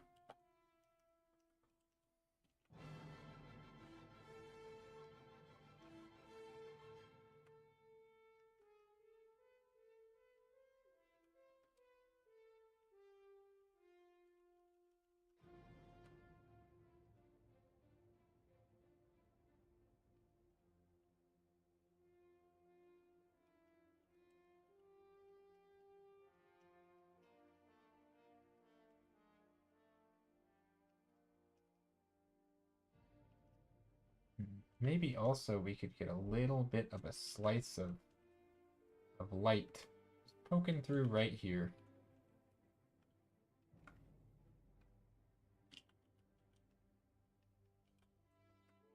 I don't know if that's a good thing.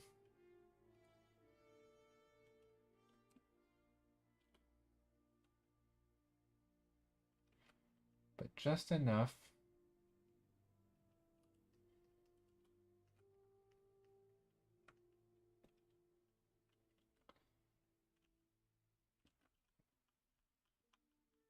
Maybe now put a little bit of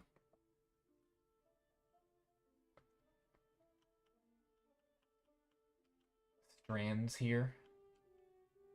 I don't think we want them to get tangled in the wheels though. So maybe not like that. Maybe they're a little shorter.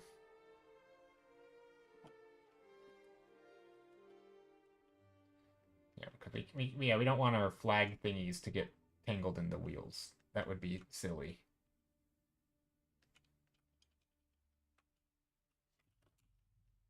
Something like that's actually not bad with some overlap here.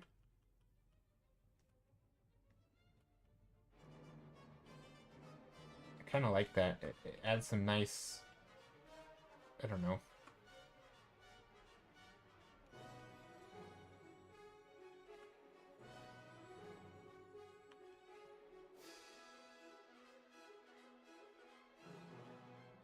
And then maybe there's little bits of like gold or something up here where they're hanging.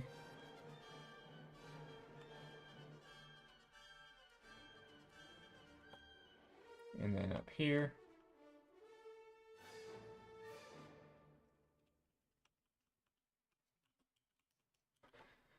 A little bit of yellow, which I don't know why or how it came about, but I like it. It looks nice.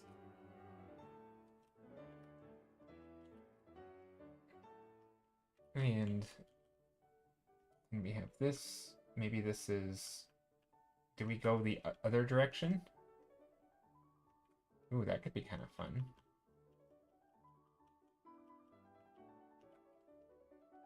So now we go the other direction.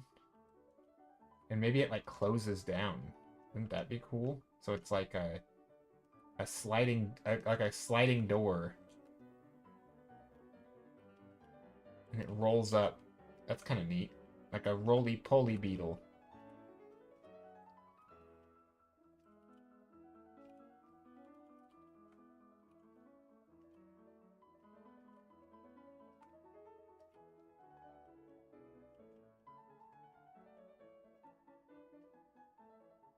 Which also means that we're going to have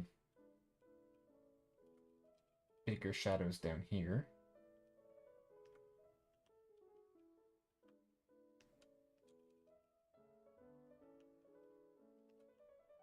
And then more shadows here. So it's like a carriage that can go, it pops up. That's kind of fun. I like that design.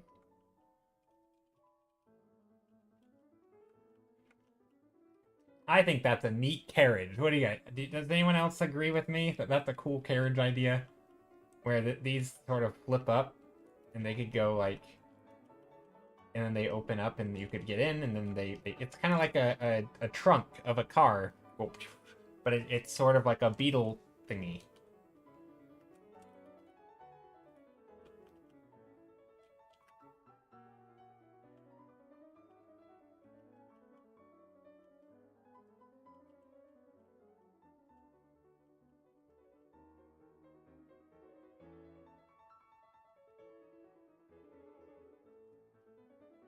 I don't know. I think that's cool.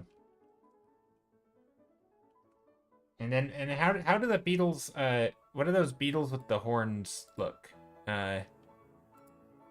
Horned beetle. I'm trying to, because I know they have like that front thing, right?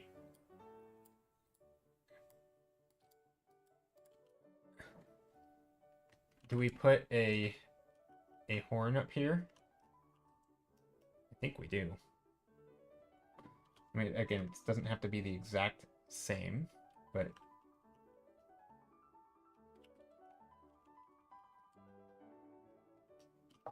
Okay, now, this color could be... We could have some bright... I don't know symbols, so I don't want to make something like accidentally offensive, but I'm just making like a horseshoe. Is a horseshoe a thing? Iconography horseshoe? I don't know. I feel like this could be... I should probably be more informed. Horseshoe symbol. Horseshoe icon meaning. What is the spiritual meaning of a horseshoe? Okay, I don't know about... I'm not looking for spiritual meaning. I'm looking for... Oh, it's lucky. Lucky horseshoe. Right.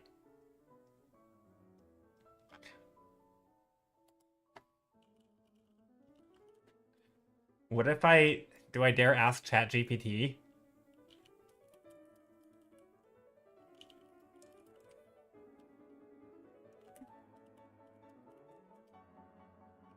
Does horseshoe have symbolic meaning? It's widely associated with good luck, protection, and warding off evil spirits. Oh, okay, this will work then for our carriage. They will want to ward off evil spirits for sure.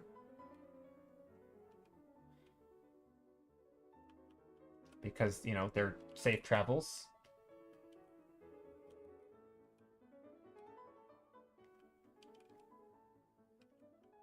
There. Okay, horseshoe will work.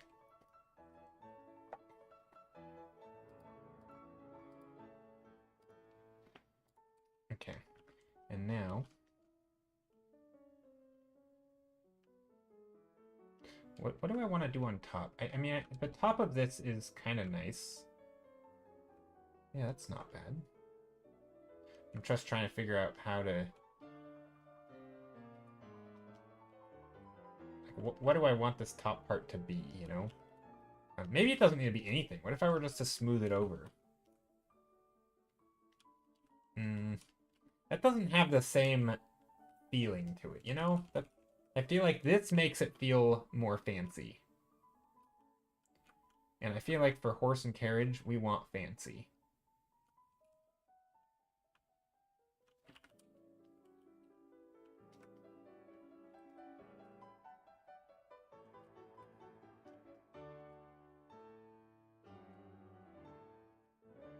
Ooh, maybe there's like a charm. Ooh, I know. Hold on. A little thingy hanging here. Maybe not. Maybe they have little things hanging up here.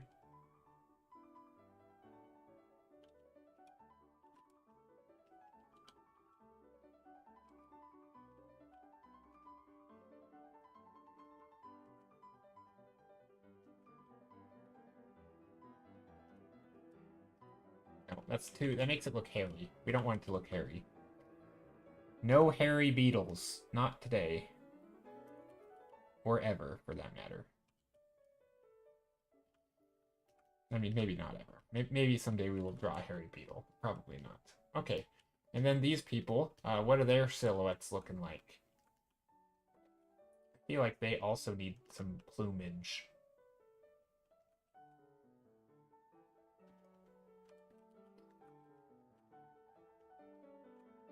Maybe they're in white.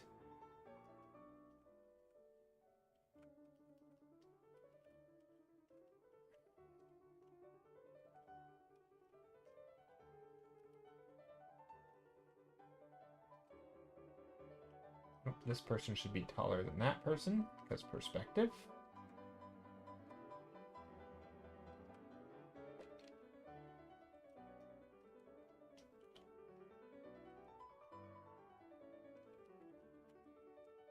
There we go. Get some characters here. Maybe there's a little bit of bright blue glowing.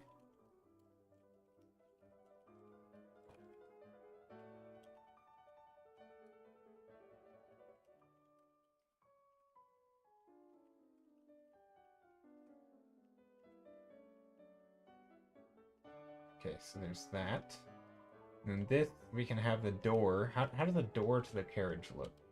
That's another question. How do doors on carriages work in the first place? I think it's probably just a standard door, right? We don't need any...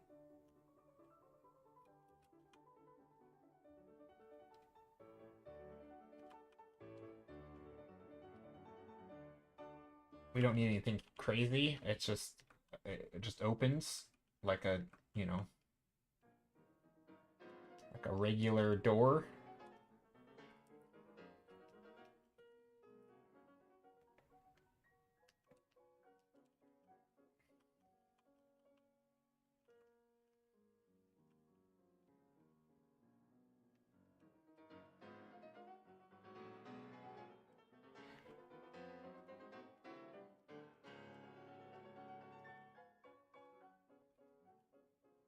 Okay, now we can push the sparkles, I think.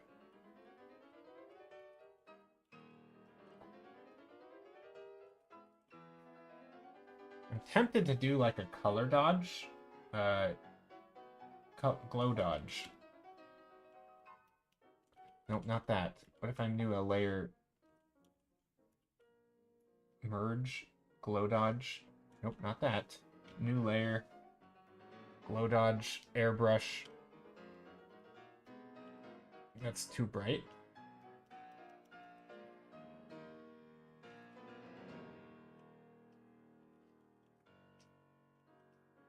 I don't actually want to glow dodge this whole thing, but I do think some contrasty highlights in here could be nice.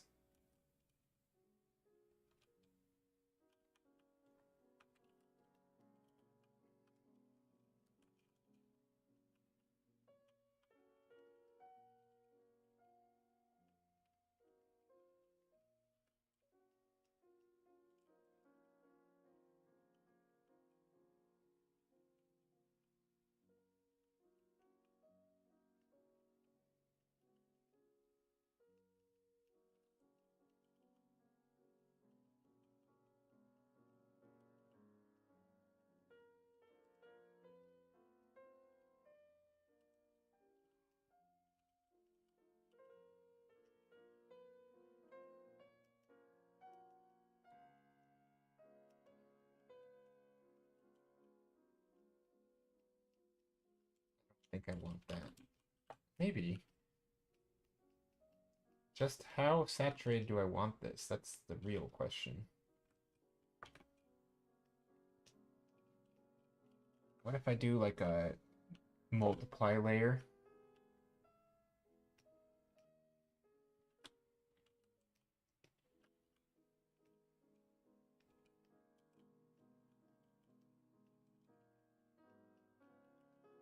No, that's not. It's too bright. Okay, that's not bad. Let's do this. I will say I really like this for a one-day stream painting. I think this painting's going well.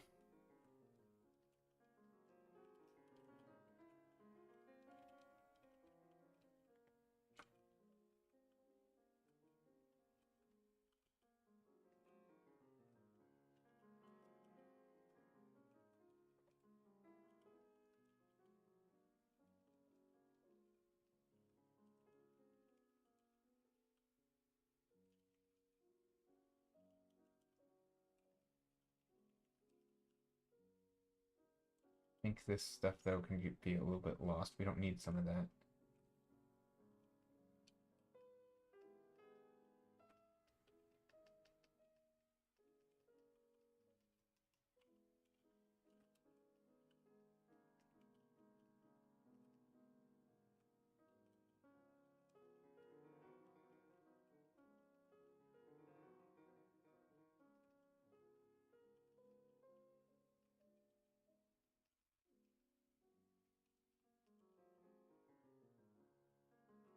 These horses, though, need more love, because these do not look like horses.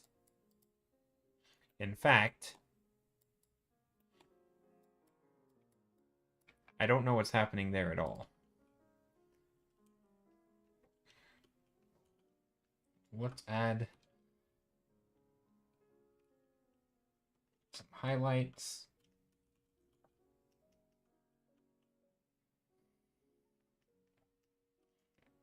This horse. Is a low light the thing? Is if the term highlight is, if you just call it shadows. I don't know. I don't know what the right term for that is. Highlights and lowlights.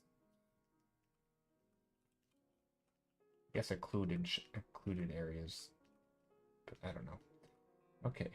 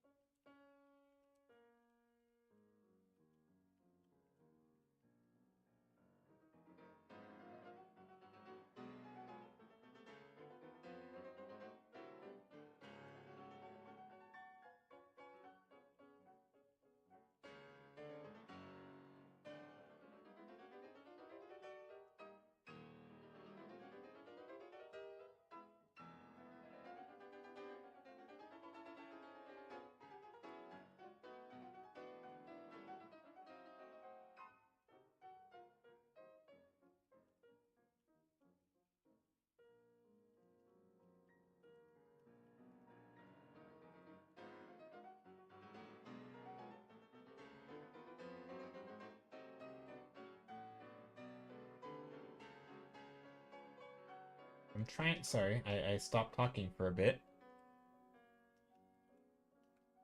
I think I'm getting tired. But I also like this. This painting is also very tiny. It's only at 1100 or 1500 pixels wide, I think. Yeah, 1500 pixels. So it's a pretty small painting, but I think that'll work.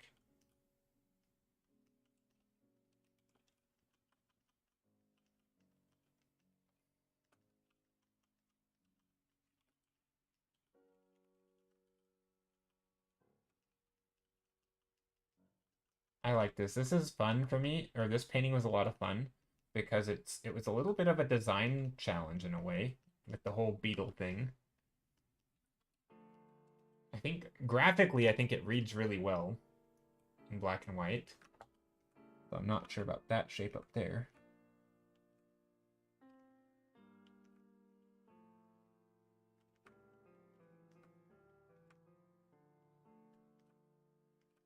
Do we want to put little bits of tree? Bits of tree. I don't think that's...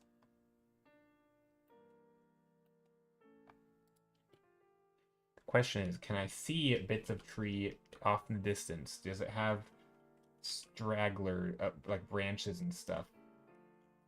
I don't know. Probably a little bit, right?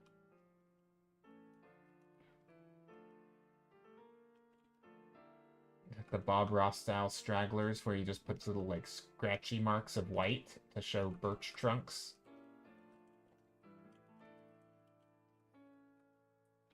Right, it's like doing this, and he just puts little bits of marks. And I don't know if I want to do that specifically, but I'm curious if...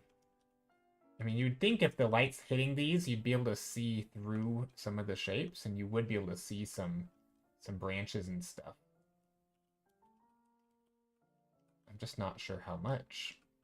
And so I'm kind of just playing around with some scratchy marks, you know? Adding some texture.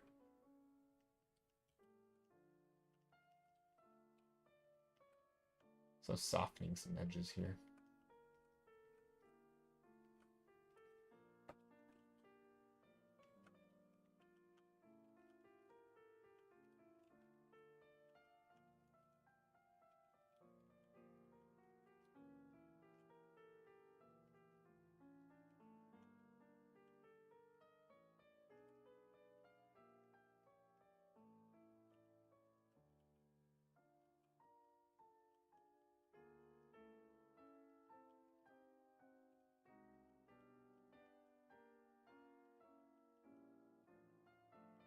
And add some very soft things in the foreground. There. I like that. This is one of my favorite paintings that I've done in a while, I think, in terms of on stream. And I think this is a good spot to end it. Again, these horses probably aren't the best.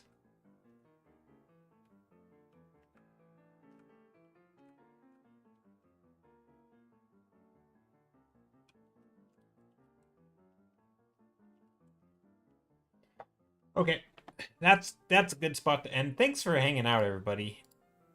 Mostly lurking today. It was a nice chill stream. That's probably why I liked the painting today, right? It's because I wasn't distracted by chatting. So yeah, it all worked out. We are gonna go find somebody to raid. What if just this whole time I wasn't live? How crazy would that be? No, I'm pretty sure I'm live. Pretty sure. So yeah, let's go and raid somebody.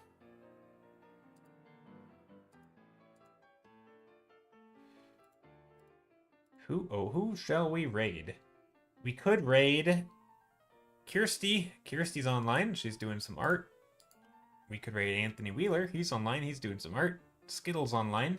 Chakiri? Oh, is Chakiri on? If Chakiri's on, we'll raid her. Sure. I don't see her. Chakiri? I don't see Chakiri. I see Kirsty. I see D. Zakawa. I see... Oh, Chikiri is on. I do see Chikiri. There she is. She was way down the list. Yeah, we'll raid her.